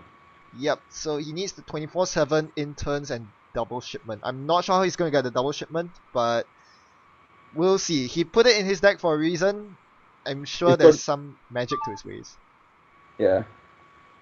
And yes, he has drawn the entire combo right now. I mean, all the entire combos in his hand. Assuming Geist doesn't run HQ, very unlikely. I mean, he could legwork, but he might miss the Jackson. We'll see what hIghwire has. Oh, he really does go for legwork. Okay, that But I mean, happens. even with the shutdown combo, he can't win out because he's got to sack one of the breaking users, so he'll be back to 6, right? Well, here's the thing. 24/7's sack agenda is an additional cost, which Additional cost. Diagnostic Sure. ignores. But that doesn't matter because Jackson's now in the bin. So, 2 Jacksons in the bin, that is very, very unfortunate. And yep, maxey sees the diagnostics, so Yep. Now you suspect something. something is really wrong with this deck.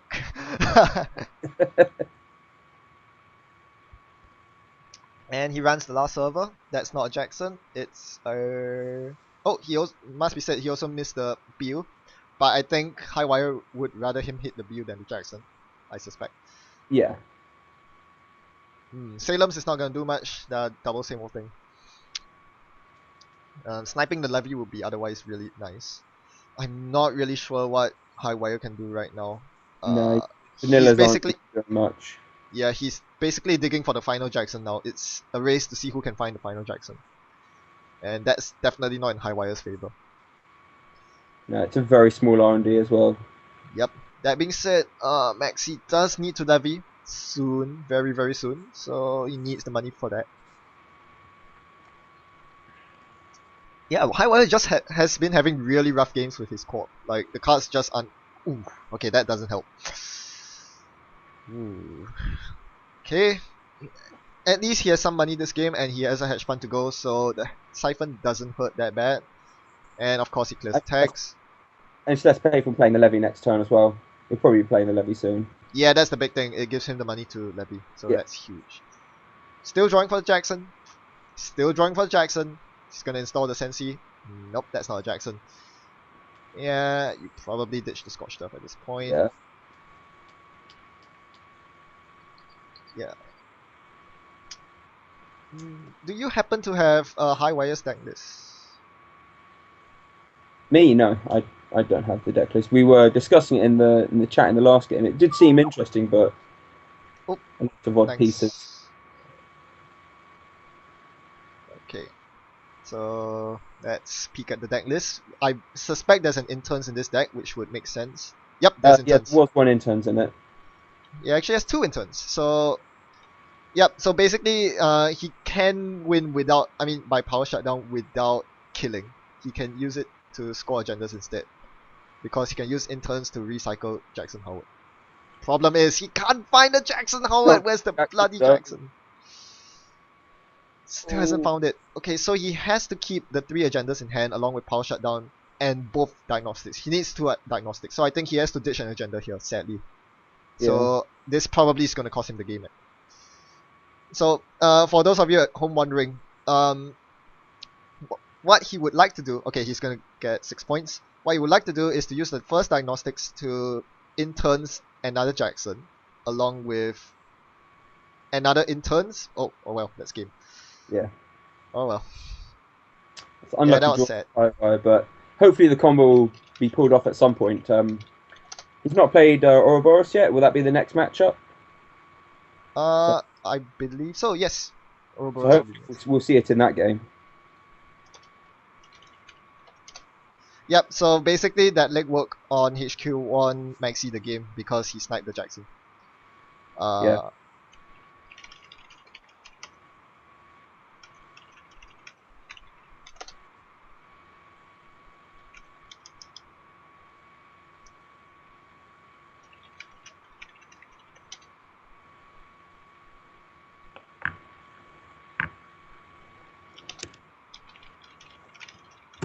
Yeah, that was sad because it would have been really glorious to see him score the 3-pointer without sacking an agenda. But, well, that was unlucky. That one Jackson. Yeah, and then just couldn't find it in the rest of the deck. Yeah, yeah. I mean, again, not to take anything away from Maxey, he played that very well. He trashed the first Jackson on the table, which surprisingly some runners don't. And then he went in for the legwork, which crippled the second Jackson. Yeah, so this is actually a very interesting deck. You saw that he still had outs. hIghwire still had outs, even though he was up against Geist. He can just completely abandon the kill plan and go for the score. But the inconsistency of the deck just failed him this time round. Yeah, I mean, it is nice having the dual win options with the deck. Yeah, it's quite a pity because it really is a very interesting deck. I have to show the viewers this after this. But yeah, hope maybe we'll watch the hIghwire for one more game after this, and hopefully he'll actually get to pull off his combo. So presumably the hatchet job is to help with the murder combo. Exactly. Yep. Kill the Plascrete, kill the Sports Hopper, what have you.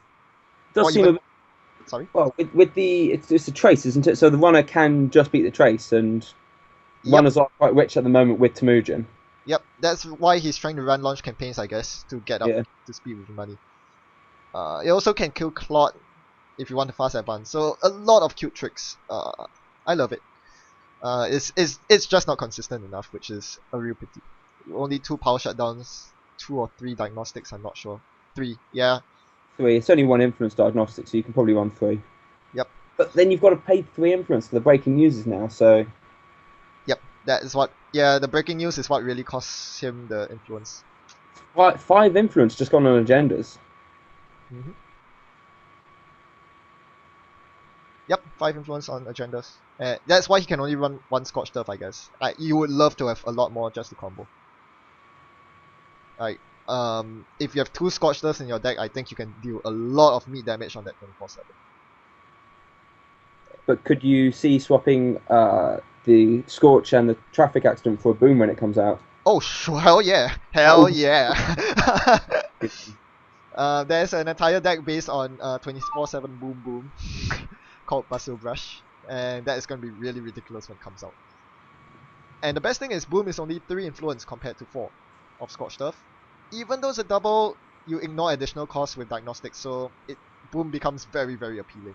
It's really nasty. Yeah, and Boom's in the next pack, so this deck could be getting a bit better with the next pack, or will be getting better with the next pack, hopefully. Yep, indeed. Well, any closing words before we send you off back to Slack? I'm all on board with any sort of murder deck that comes out. Awesome. I've played enough. Butcher Shop forever. Well, Yeah, thanks. Butcher Yep. Shop is where we normally play. Oh yeah. Order Shot, right? Butcher Yeah. Shot. Good one. Where the Yeah. streets are paved with Scorch, I believe, was the quote from One Last Click. Yeah, I got a good laugh when you sent the email that we needed to send the backlist to Butcher Shot. Yeah. Amazing. Well, thanks again for organizing the Order Shot BABW, and thanks for helping out with the commentary. No problem. Thanks for having me. Yep, cheers. Have a good night. Yeah, you too. Right. Bye. Alright, bye.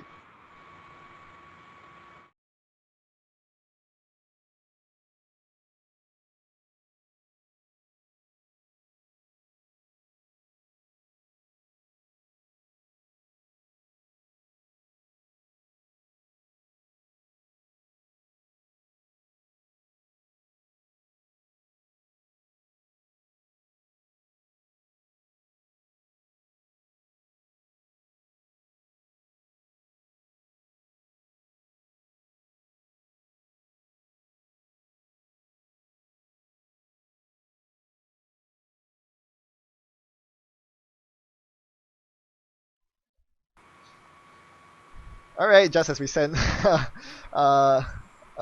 Swifty off, we are hopping right into the other game, Johno versus Uro, and it's CI combo versus Andromeda.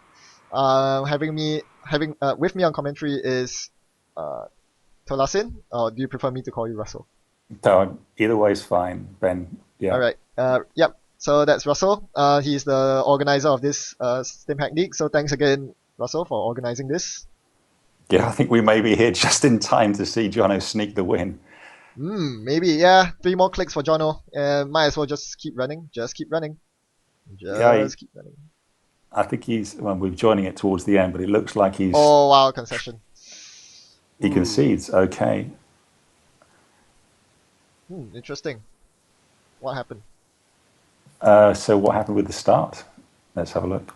Oh, looking basically he only found 1 piece of ice. That's really sad. That is really, really unfortunate. Yeah, although he's making, I guess, so he can't stop the sneak door runs to just keep running and adding up the turning wheel counter. So the next time he's going to make a run and see a ton of cards, right? Yeah, he's going to eventually sneak door and access HQ with a bunch of counters. Yep, that's fair. And yeah, he was missing Jackson from the combo. Oh well, that happens. Okay. So we should think about round timing when we might start the next one. Yeah, this is going very fast. We are 35 minutes into the round, and we are all done. Johno won both games. Johno's on fire. He certainly is, and he's not on Geist, remarkably. All right. Do you remember who won? What was the score between hIghwire and Maxey? I think Maxey swept. Yep, Maxey swept. Well, all right. So it's looking to be a Maxey versus johno finals. What do we have for our final matchup? Do we have Maxey versus johno? Well, let's have a look at the. So in the final round, it would be Dan ouroboros versus hIghwire and Maxey versus johno. Yes, so what are the scores like at the moment then? Ouroboros is on 1. hIghwire is still not on the board. Very sadly, that power shutdown deck needs to fire off sometime. Maxey is on 3 and johno's on 4. So it looks like, yep, because hIghwire and ouroboros cannot catch up with johno, they are out of the running for champion. So Maxey versus johno, if Maxey sweeps, he'll take the crown. Otherwise, it goes to johno. And if Oro sweeps, he would tie with Maxey for second place if johno swept or something, I guess. Complicated. Looks like the case. All right, so I think we'll take a break. Are you gonna announce it on the logistics page? Yep, I will do that now.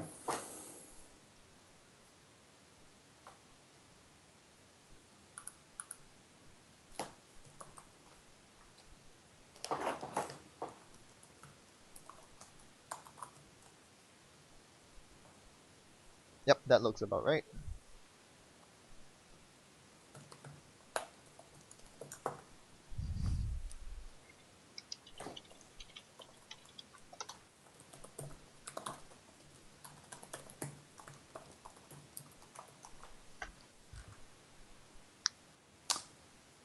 Are we live, Ben, or are we muted? We are live.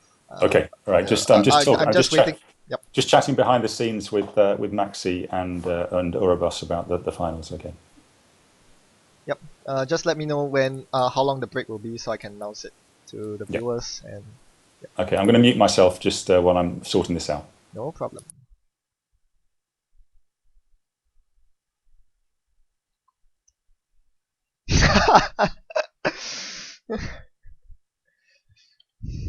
Folks, please do not intentional draw.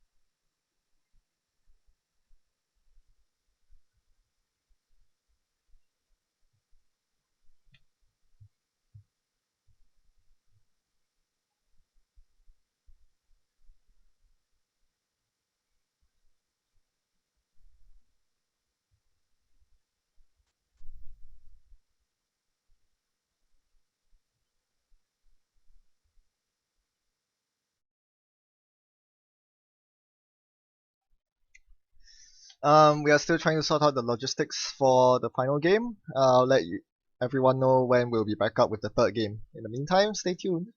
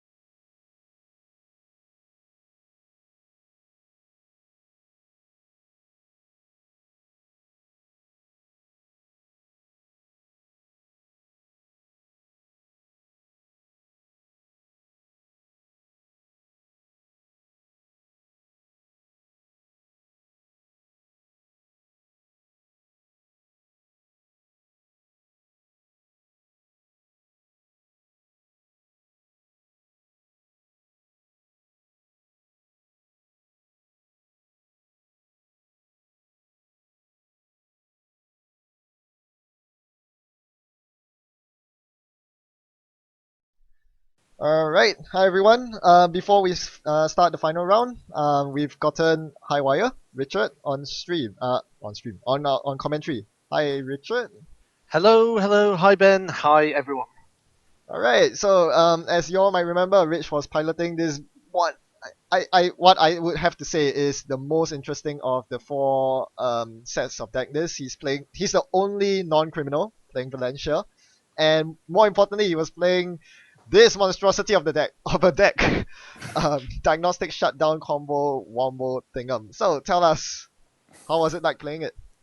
How was it playing? It was really depressing playing it, to be honest. No doubt you kind of saw in both my games in the first one. I could probably have won any time after about turn 10 when Johno left my Jackson on the board for want of a power shutdown, and both of my power shutdowns were in the bottom 8 cards of my deck, so I eventually got locked out and couldn't score, and then I was about to beat Maxey when he leg worked me and killed the Jackson, which would have stopped me from firing my combo and getting to 7. So playing the deck tonight was depressing. Playing it over the past few weeks to practice it has been really fun. It's a really, really interesting deck to pilot. Yes, I've always been wondering because with only 2 power shutdowns, it seems rather inconsistent, but it's not that much different from CI, I guess. Yeah, and the thing is that you've got a lot of draw from NEH, a Sensi if you ever get to fire a Sensi, a Jackson. You can normally get to the combo fairly quickly. So Uh, one very interesting thing is in the second game against Maxey, I believe, you were on 4 points. You just needed to score a market research with tags to win. So what was the combo? So the combo there is, so I had, with Jackson in hand and power shutdowns and 2 accelerated diagnostics, the combo is Jackson, shut down your deck, accelerated diagnostics for interns for the market research, interns for a second Jackson, and shipment from Sansan for the market research. Yep. Jackson again, second AD for shipment from Sansan and 24/7 news cycle. So you 24/7 to trigger your breaking news, which tags them twice, and because accelerated diagnostics doesn't require you to forfeit an agenda when you use 24/7 because it ignores additional costs, you can then land the tags and you've got enough shipment from Sansan tokens on your market research to get the tag score. Yep. And you do have the 1 subliminal messaging for the 4th click because you needed 4 clicks. But you do have the slot for that. Yep. It's actually pretty solid. Yeah, there's a lot of way, it can get to, depending on like the combination of the hand, it can win from 3 points with with looping shipment from Sansans onto a Beal and then using the subliminal to get your last click and advance it manually to get a 7 advanced Beal for 4 points. And with 1 Scorched Earth, 1 Traffic Accident, the Hatchet Job, and the Selems, you can do a double operation loop where you Selems their hand for I've had worse, Hatchet Job Plascretes back into their hand, and then run the combo again for Scorch Traffic to kill them. So it's got a lot of outs when its combo works. Like a lot of NEH decks, it can occasionally just win naturally off a good draw versus a slow runner. It's really fun. I mean, this is probably the deck's been evolving since I started building it, which was about 4 weeks ago. And there are probably still some things about it that I would change, but generally I think it's pretty close to being a playable deck. Does Boom change this deck when it comes out? Yes, absolutely. So like the shell for this was actually originally built with Boom in mind, and I started playing it thinking, well, I'll try it with 1 Scorch, 1 Traffic to see whether it works without Boom, and it was winning without the need for the Boom. When Boom comes out, I think it becomes much more dangerous. It's much easier to land that kill. Yep, indeed. Alright, do you want to join Johno's game right now? Yeah, I will just jump into Kentucky, and there it is. Alright, so hi everyone, we are back with round 3. Let's start the clock, although we shouldn't really need it. Alright, we are going to see Jamie HB from Maxey up against Johno's... Ooh, spicy opening hand there. Johno did Mulligan. Jono's feeling aggressive. He could run whatever Maxey's got over his HQ, special order for the breaker, and try and set up a double siphon turn next turn. Yeah, I think he kind of has to do that. His hand looks very bad otherwise. There's no econ or draw. Yeah, I think he needs to put Maxey in as big a hole as he's in, kind of. The problem is, I think Maxey just simply doesn't rest the HQ ice. If Yeah. Yeah, so he might have to blind siphon on a Guardian or something. Yeah. Did you see it? So the Magnet and the Turing are still in his hand, so Yeah. I'm not sure what he put down. I was looking at Jono's hand. Yeah, I'm not sure either. We'll find out the hard way. Yeah, this is just really bad for Johno because you saw he ran first click. That's a click that's not spent playing a card. Yeah, and spent the 3 on trashing the Jackson as well. So he's and then played the rumor mill afterwards. Yeah. Yeah, I guess that's fine. He needs to get rid of cards from his hand. I guess he plays Turning Wheel and maybe John. No, he doesn't even have money for that. Probably No. plays the Turning Wheel Flicks here. up and plays John. Oh, No, just take money. Yeah. I mean, he can discard the paperclip. Which, Yes, of course. had he not spent his credits on trashing Jackson, it would have set up an opportunity for him to install Gordian, money up, discard the paperclip, and then try and blind siphon against whatever Maxey's got, and just hope it's not an itchy or something. But instead he discards the second siphon, so I'm not sure about that. I would toss the inside job, I think.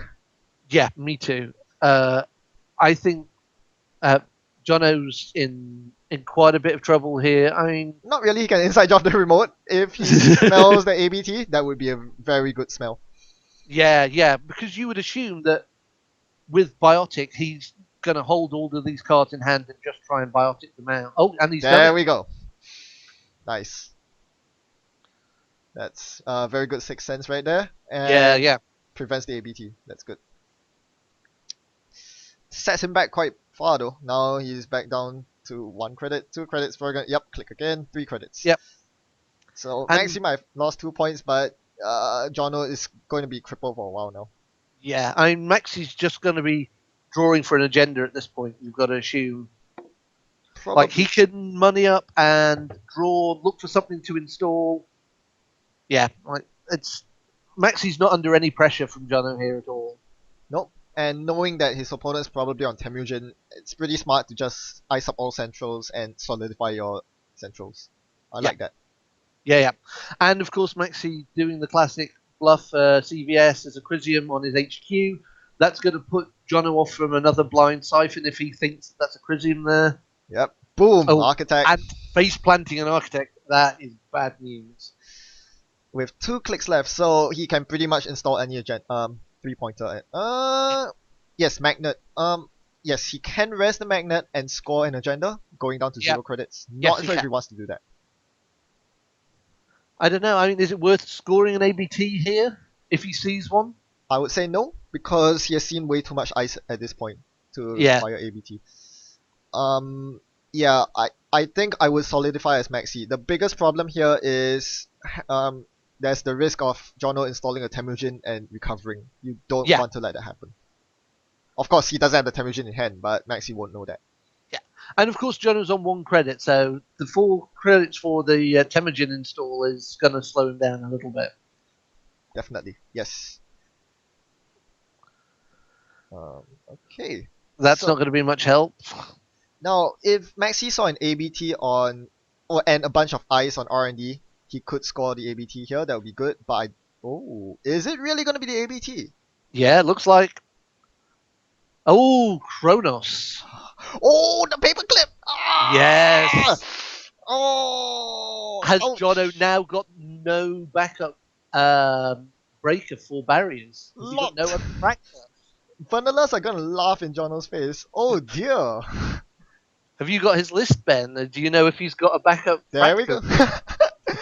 Call the vanilla. Right there. That is going to be really ugly. I don't have his list right now. It might be on its way soon. Something tells me that Russell is a very awesome tournament organizer.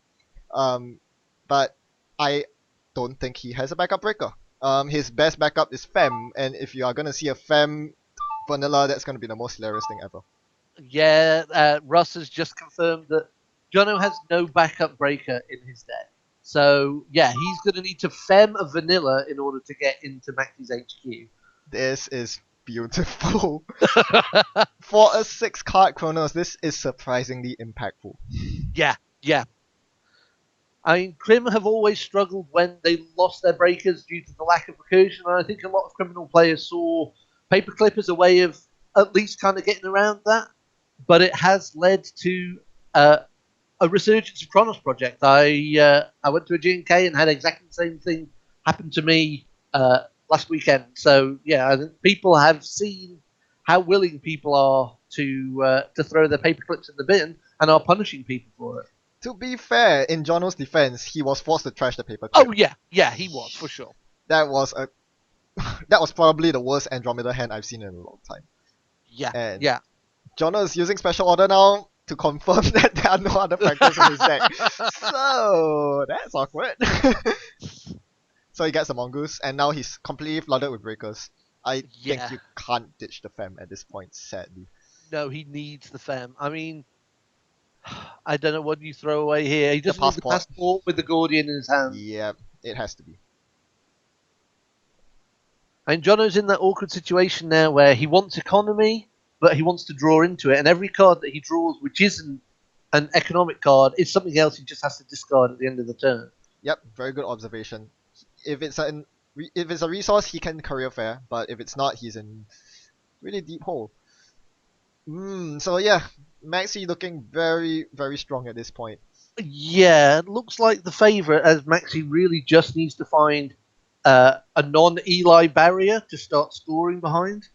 Yep, exactly. So I think as Maxey here, you double draw with Jackson and get a bit of money, so you can play your hedge fund later. Yeah, absolutely.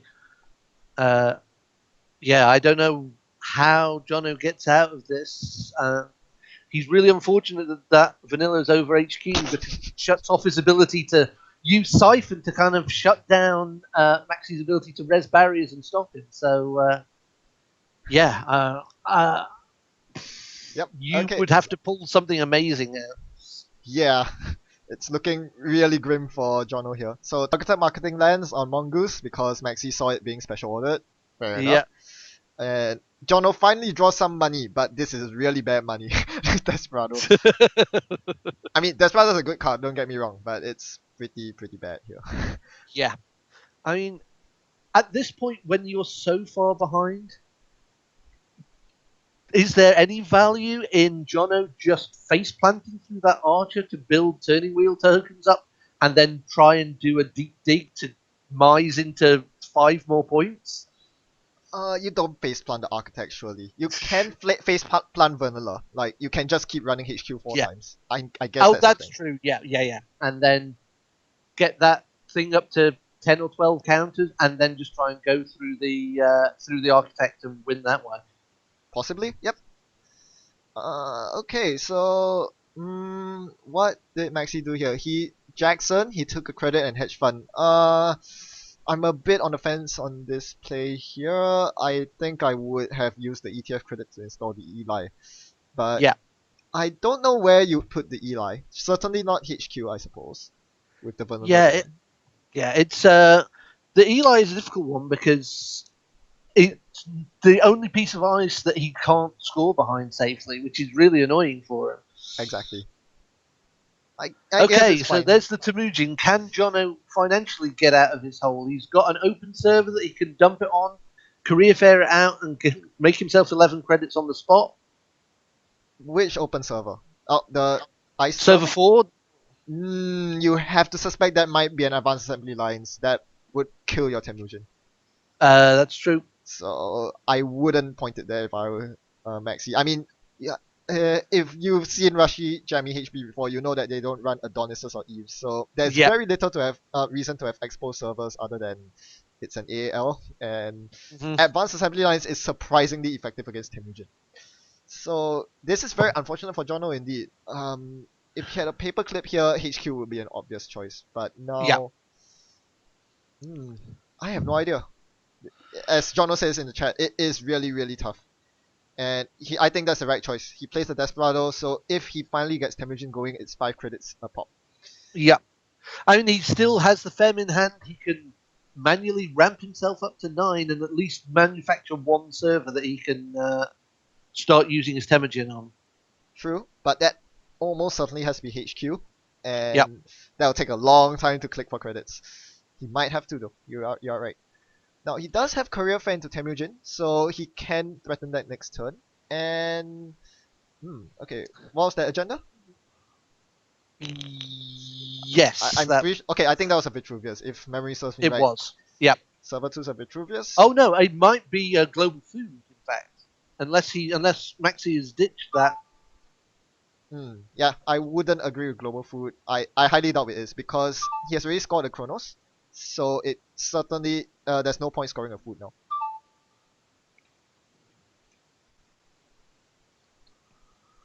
Oh yes, and Russell brought up a very good point. Almost forgot to mention. If you point Temujin on HQ, you have to be wary about Christian on HQ, which does stop both Temujin and Desperado. Yep. Okay, so let's see what Johno does here.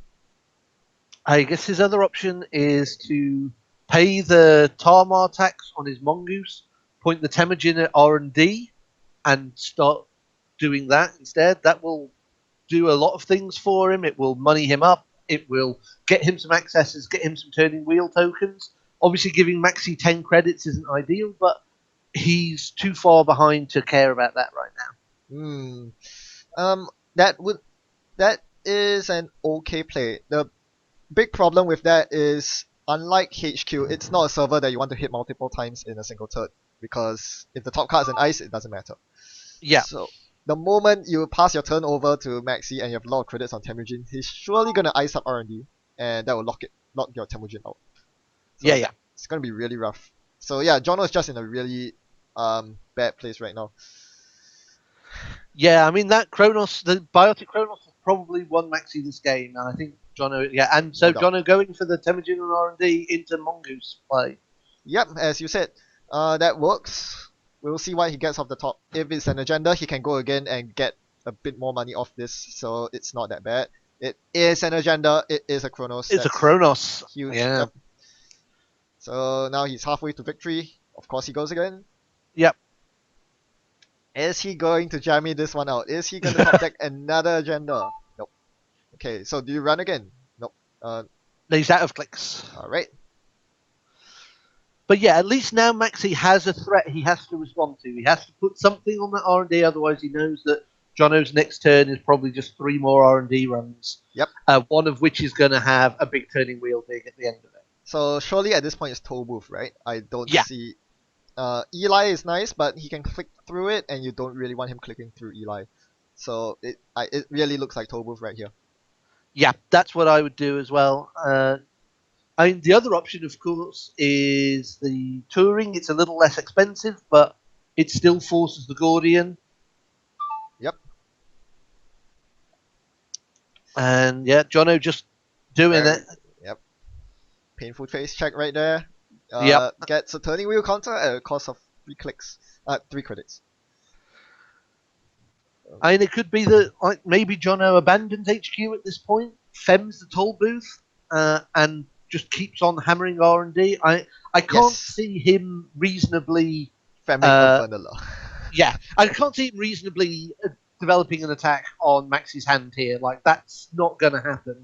I think Johno has to realise his win is in R&D, and he needs to kind of find a way to make that happen for himself.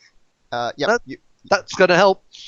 Yep, that gamble is huge. Yeah, as you're absolutely right. With Temujin pointer on R&D, that makes the most sense right now. That's gonna help Maxey. Does he fire the Biotic? Or does he do it the hard way? I think Biotic might be fine. Yeah, I mean, he doesn't really need the money for anything, I don't think. And he is just waiting. If he scores this, he's just waiting for the next agenda. And the next Biotic, that's the problem. So, yeah, he decides to use a Biotic, which is fair, and hope to draw the next Biotic in. Oh! And fires it. I don't think you need to fire it there. I preach always beta test, but I don't think this is where you fire. There's too much ice on the board. I wouldn't have done that. to... It looks like he did get one piece of ice, so that's something. It might be going on archives. That would be my guess. But that could be huge if that's 2 agendas in there and Maxey doesn't have a Jackson available. Doesn't He look might like have it. just... yeah, it looks like he might have just Maker's Eye Johno for him. That's very possible. Yeah, johno's on. He needs 2 agendas to win, so that's very possible. We can only wait to find out, but that opens a path for johno. There's no reason not to run archives. Yep, that would be my first click here. Yep, to The get worst- past Ichi. yeah. And stuff. I'd say the worst case is that he bounces off something and gets another turning wheel. No, turning wheels only on doesn't. the HQ, isn't it? Yeah. Yep.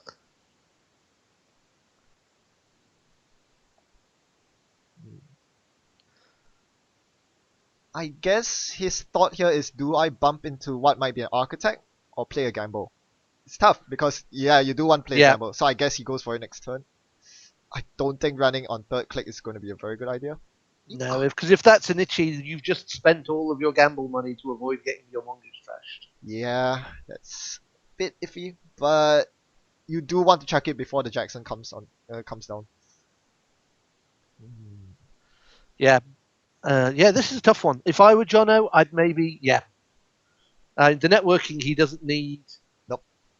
He's not going to land a siphon, so I'd just draw again. That was a Yes. blank draw. Yeah. Exactly. He has a lot of blank cards in his hand right now. Desperado, networking, even special order. He has all the breakers in his hand. Oh my gosh! Oh, God. Wow, all his resources in the bottom of his deck. That is Yeah. so unfortunate. Whoop, winning agenda, but no biotic. But no biotic. I But, think yeah, he he just chuck jams in. it. Yeah, yeah. Why not? Okay, so Turing, how much does it cost? So 4 for the Gordian, and then 4 to 3 break. to bump, 1 to break. So that's 8 already out 8. of 9.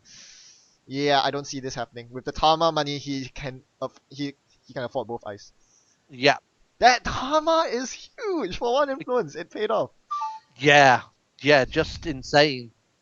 Maxey making these obtuse cards work. I am pretty impressed. This is really impressive and very instructive Jammy HB play.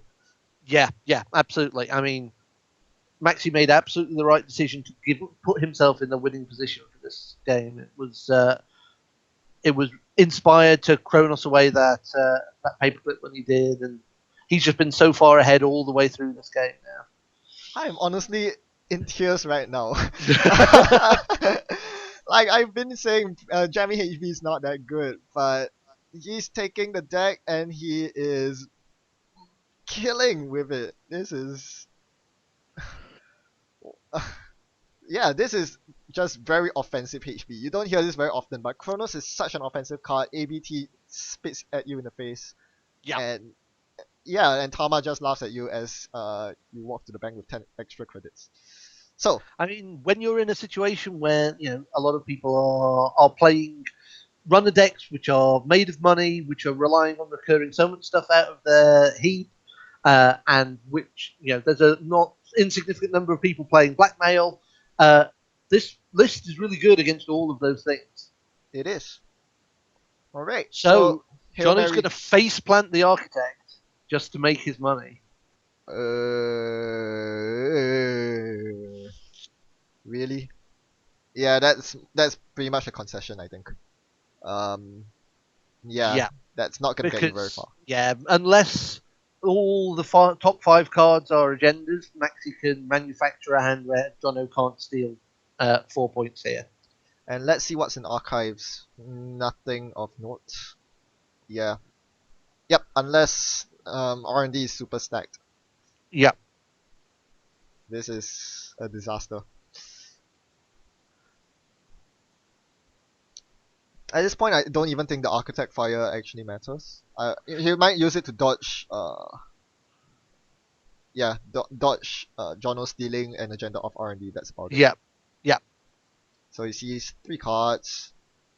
Any agendas? That's the big question. Cyberdex.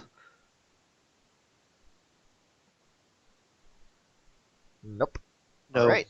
So And that's going to be game unless Jono can magically get past that Turing. Yeah, that's it. now he's gonna Well check played by archives for Maxey. the 2 agendas. Yep. That's a sensible play. I think Johno knows as well as we do that there's no way he's getting through the remote. Unfortunately, that's an enigma. Stops him cold. And that does it.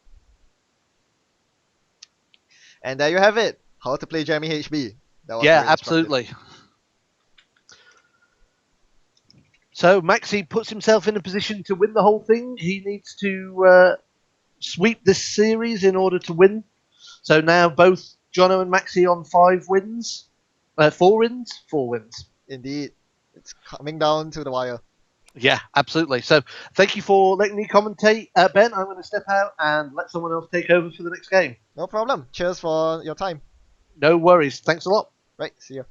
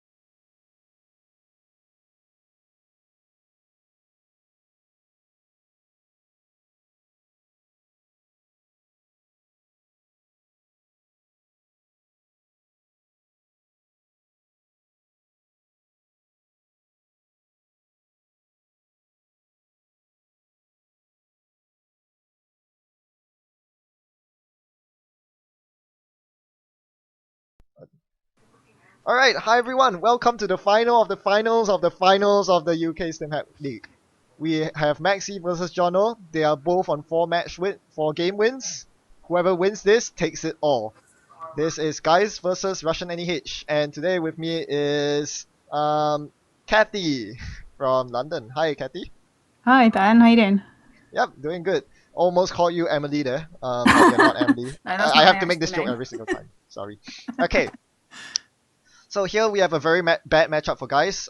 We all expect that he's going to lose, but hopefully not. Hopefully he'll bring the glory for London. Yeah, I mean that's quite a good opening hand really. You've got a tech trader and a hostage for the second one and then a spy camera, so Oh yeah, he can at least set himself up fairly quickly. very good observation. Yes, so that's probably the first turn.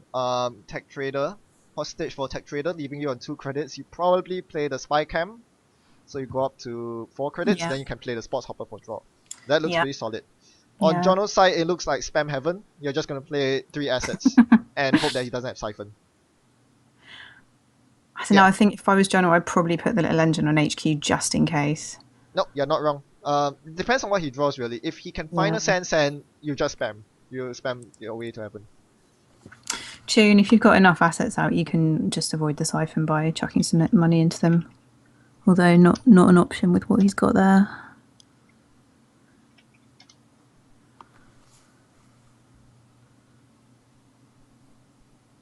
Alright, so we are kicking the game off. Yep, as you said, I think I would install a new card first, probably the Mamba Temple, and Yeah. see what we draw here.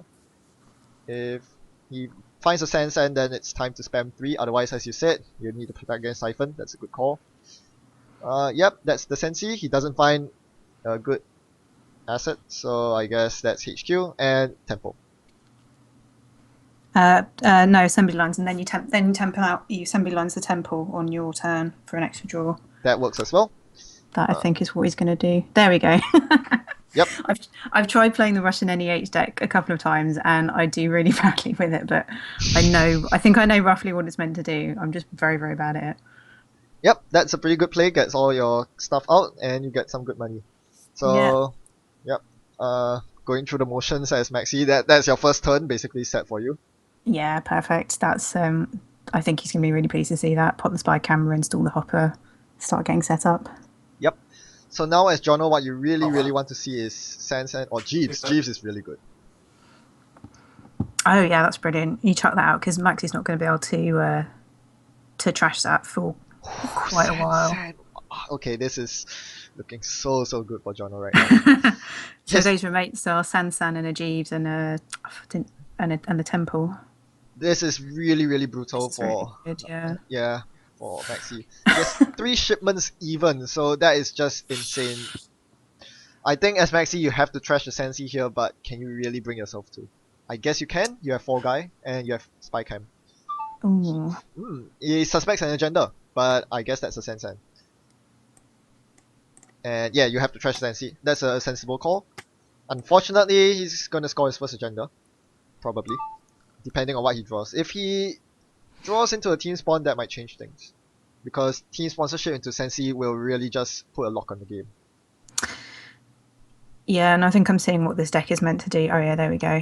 Nope, he doesn't bother looking at his next draw, just goes straight for the Sansan. That's fine. He's just going to get the Beal out, isn't he? Wow, subliminal messaging. He can score the yes, he can score the Palooza if he wants to. But he doesn't, that's completely fine. Gets the shipment build out first. He can score the Palooza next turn with Jeeves. Shipment plus subliminal plus... Oh, he can. Yeah, that's really rough. This is a really good start for Johno. All the but Maxey can just pop in and take out the rest of the agendas from R&D at the moment. Oh snap. Oh snap. Does he run R&D again? I think I would. He just popped a spy cam so he knows what's on R&D. Okay, there we go. Nope, it's not an agenda. Ooh, just enough to trash the Sansan. That is That's sensible. Good. Very good. oh, yeah, I just made a pun. Sorry. Was that a pun?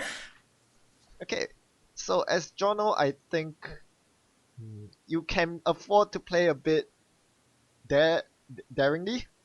Put the naked Palooza out and try to score it next turn with shipment subliminal. Yeah, I think that's worth doing because Maxey he still wants to keep building a bit. I mean, he's going to need a break or 2 at some point. Yep. I highly doubt that Maxey will run anything next turn, even though he has 4 credits off 4 guy. Yep, he does exactly that. That's good. He could consider scoring the breaking news right now with no, he can't do that. Never mind. I'm being silly. Oh, 15 minutes. 15 minutes. There we go. Fair enough. May as well. So, Johno only needs to score 2 big agendas to win, and he has the combo to do it: subliminal shipment and another subliminal shipment. And he has Jeeves as well online, so he's looking very good right now. Maxey's checking the wrong server. Got the assembly lines. I think he goes again. He needs to get all the accesses. The weakness of this Russian NEH deck is that it has 13 agendas, so density is very high, and if you can keep trashing Cyberdexes and assembly lines, you're in a good place. He trashes the Jackson. Wow, nice. Okay, so that is somewhat good for Maxey, but no agendas. So I believe Johno's just gonna score the No, he cannot. Can he? He can. For what? Subliminal shipment? He can subliminal double shipment, but I don't think he wants to. I think he would want to manually advance the Palooza for the last few. Oh, is he doing it? No, he's installed the breaking news. Fair. And drawn an Astro. Very nice. Oh dear. Oh, it's Astro time next turn, isn't it? It is. Astro shipment. Yep. Very solid. I mean, unless Maxey can draw into the Maker's Eye and see the rest of the agendas, this is pretty much over. It is. Yep. And it seems like Johno has drawn a lot of agendas by now, so it's quite unlikely that there are many left in R&D. Mm. Okay, so breaking news brings him to 4 points, and he does get an extra click from Jeeves. What would you use the extra click for? You can't trash tech traders, take money. Fair enough. Yeah. I mean, it's the little engine on HQ, so he definitely can't miss that. Yeah, what can Maxey do at this point? Data dealer? The that's not source one. might slow Jono down. Don't think Maxey's running it, unfortunately. That No. would have done a lot of work And also against... Jeeves, it doesn't work. Yep. He would still be able to advance it with the extra click from Jeeves. I think this is Yeah. possibly the quickest game I've It seen is. with this deck. Poor Maxey, if only he knew what the meta was gonna be. Poor Maxey. Oh. You ditch Levy here, surely. It's interesting because for his corp deck he went with something really fast, and I'm really pleased he did well with that because he was agonising over his corp for about the last week. But all the runners have been quite slow. I can't remember what Dan was playing as his runner. Tamusian ND, I think. Oh yeah, so they're all quite relatively slow to set up. Yeah. It's interesting. Everyone's gone for sort of slow runners and fast corps. It sure is. Some people have called this the biggest game of rock, paper scissors ever. And it's not wrong. There are only 3 other people you have to tag for, so it really is a rock, paper, scissors match. Yeah. And yeah, okay, so I guess you install the spy cam here, and well, if so, there's a naked Exploder Palooza on the table that is gonna win Johno.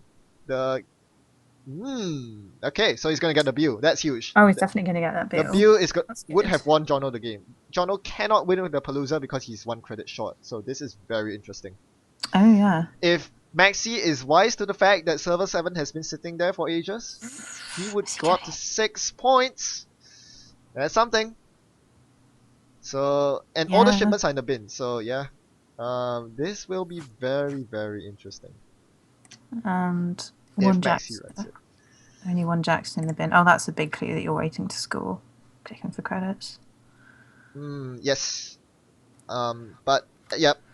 For Johno, it also doubles up as siphon protection. He needs to be able to rest the engine on HQ. So, Can he do that now? Yes, he has 6 credits. He spies R&D siphon. He's gonna block it with the engine, and that means he can't score the Palooza again. So buying himself 1 more turn, Maxey is. So that's kind of good for Maxey, I guess. If only he knew. If only he knew. Nope, he's going for R&D. What does he see? Is it an agenda? No, it's advanced assembly lines. He runs R&D again. It's an agenda. There has to be an agenda there somewhere. Is it there? Yes, it is. 5 points. Okay. Here we are. He's on match point. The winning agenda is on the table. Guys could very well win this 10% matchup. I would be floored if Maxey does it. I mean, what do you think if you're Maxey? What do you think server 7 is? Is it a second, another Samsung or another Jeeves? If I were him, I would have just completely forgotten about it. You know, you get tunnel vision on centrals and you forget that there's something there. You think, I don't know what's going through Maxey's mind now, but it looks like he's not doing anything. My heart is pounding. This is the game right here. One way or another. This is gonna end in 2 clicks. Will Maxey run the obvious? He pops the peddler for the same old thing. What is he gonna say more? Is there anything worth... He clicks for credit. I see. Runs the temple! Why are you running why is he running the temple? What are you doing? He tried. Okay, he's going for R&D. He can still make this happen. But it's a quandary, I think. Yep, he's out. quandary, Okay, yeah. and he scores a Palooza. Oh. Wow! Maxey brought it so close. So close.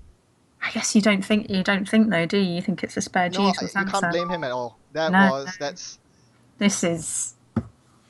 was very wow. cheeky. I have to give it to Maxey though, because getting up to 5 points against any Russian NEH is not easy. Oh at all. yeah, that's amazing. Yeah. Oh, my poor Maxey. gosh. Wow. Didn't even need the Jeeves credit. How just does use the he Astra. sit down with balls that big? Can you hear that?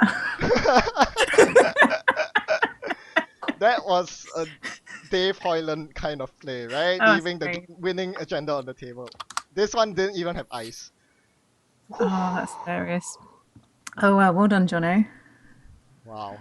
But yeah, definitely well done, Maxey, for getting all the way up to 5 points again with such a tough matchup.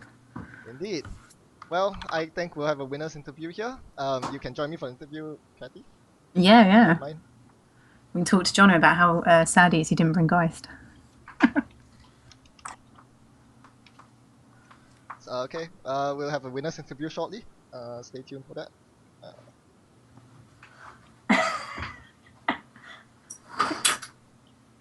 I wonder if the stream could hear you saying that. The stream's still on, by the way. Oh, really? They could.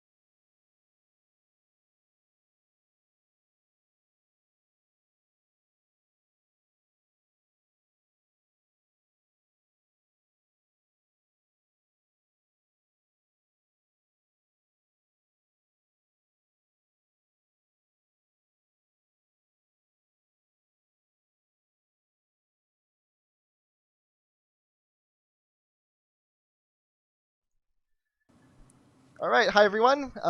We have Jono here for the winners interview. Hi Jono. How's it going? And we have the tournament organizer for this UK Stimhack League, Russell. Hi Russell. Hey, folks. And we have Kathy from the last commentary. Hi Kathy. Hiya. All right. So Russell, would you like to begin? So I have to say, Jono, that was the world's most ironic final. Asset spam John O'Brien playing Geist Kieran Maxey for the win. That's true, yeah. I didn't really think about that. I mean, I've been playing NEH for a long time, but it's true that Kieran has he's identified a little bit with asset spam. It's true, and I have a I don't know. I have a fondness for Geist. So, what made you decide not to do it at the last minute? Yes. Okay. So Geist it's thing. interesting. So I feel like Geist is quite bad in the current meta. It was really interesting because it was just a 4-person meta, so it's really hard what to predict, especially because 3 of the 4 of us like Geist quite a lot. But I expected a fair amount of yellow. I actually expected more CTM. There wasn't any. I was expecting at least 1 CTM. At any rate, I thought whatever I was going to see was going to be bad for Geist. I think he's kind of weak in the current meta. So I basically just net decked a good criminal. That's good. So what you couldn't hear was the comment from Chris in the background, just on those final turns, about something along the lines of let's say the courage you showed, placing out Explodapalooza on the table when there was match point, and just the amount of testosterone that took at the end. Yeah, so that was really interesting. The Exploder was actually there for pretty much the entire game. It's one of those things where you're almost never going to win to 0, so giving up agendas is fine as long as you can do it on your own terms. And early on, I was very poor, and I actually had a couple of agendas.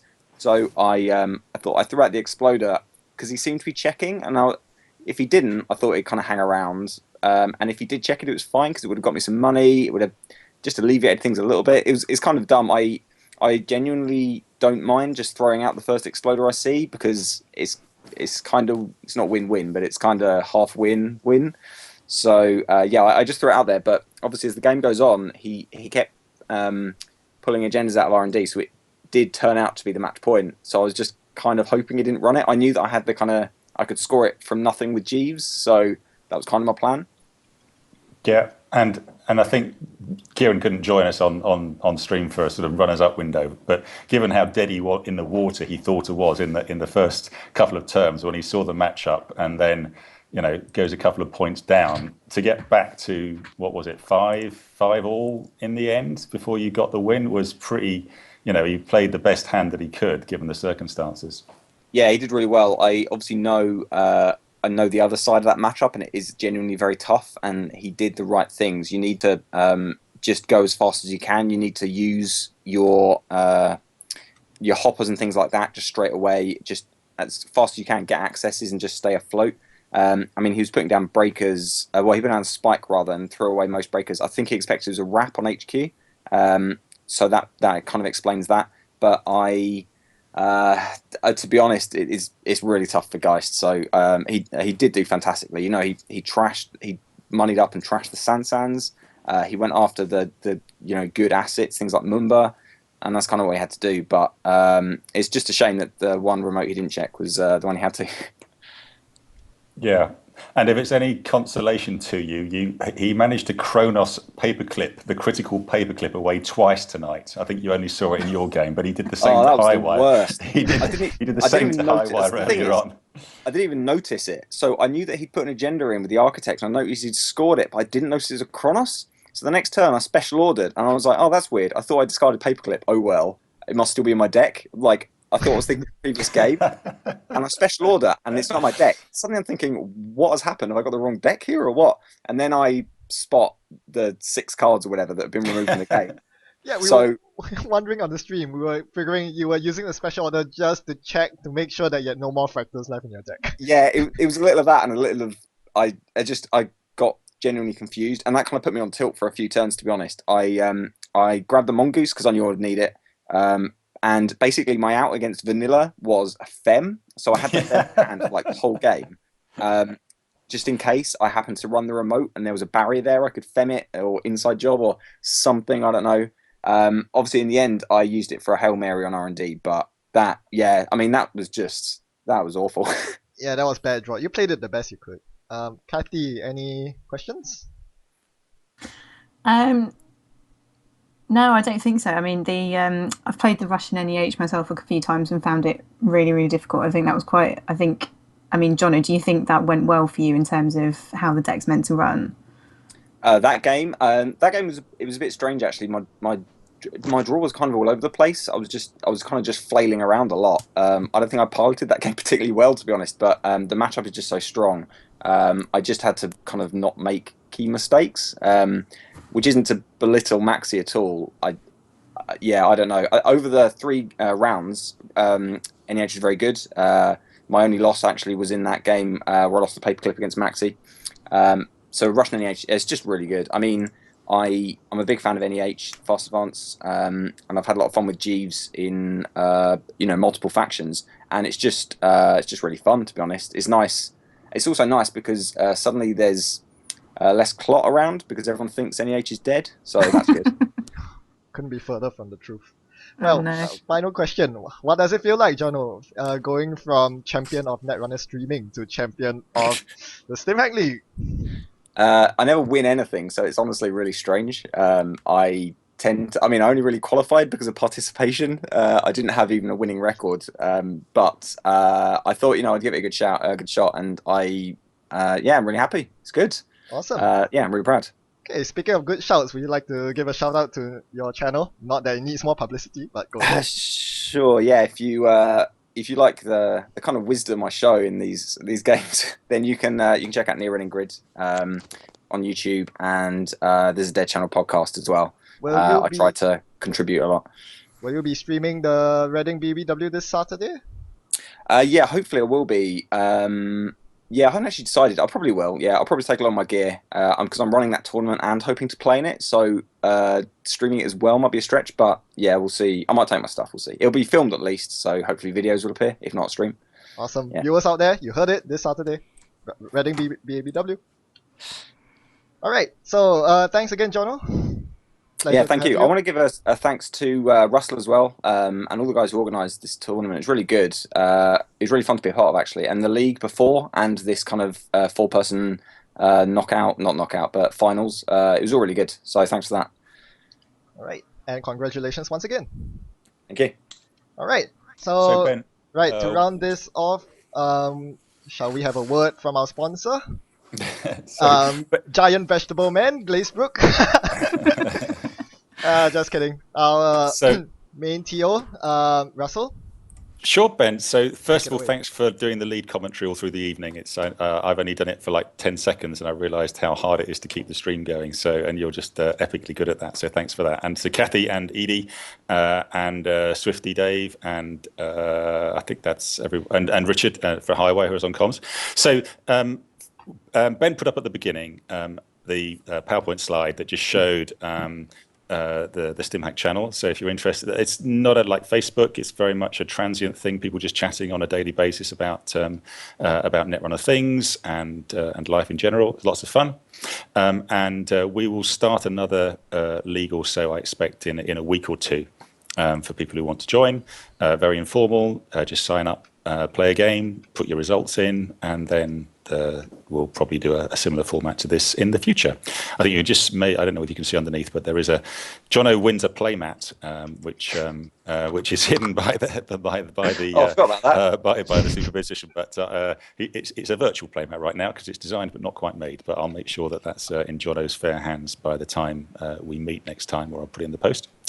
But yeah, thanks to everybody for joining us this evening, and looking forward to perhaps playing you online. Yep.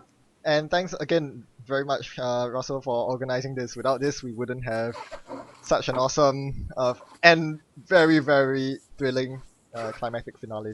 Yeah, it was epically good games tonight by everybody who was involved, including Dan. So I know Dan and Richard had a harder time of it tonight, but sometimes that's the range gods don't do you any favors. I know that was true for Dan, and Richard's deck was a ton of fun. So yeah, it's good. Yep. And to all you viewers out there, I hope you really enjoyed this stream. Probably the most successful one I've ever done so far. So again, thanks Russell for that. Any closing words before I close off the stream? No, we're good. Alright. Thanks everyone for watching, and as usual, happy net running. Goodbye. Yeah.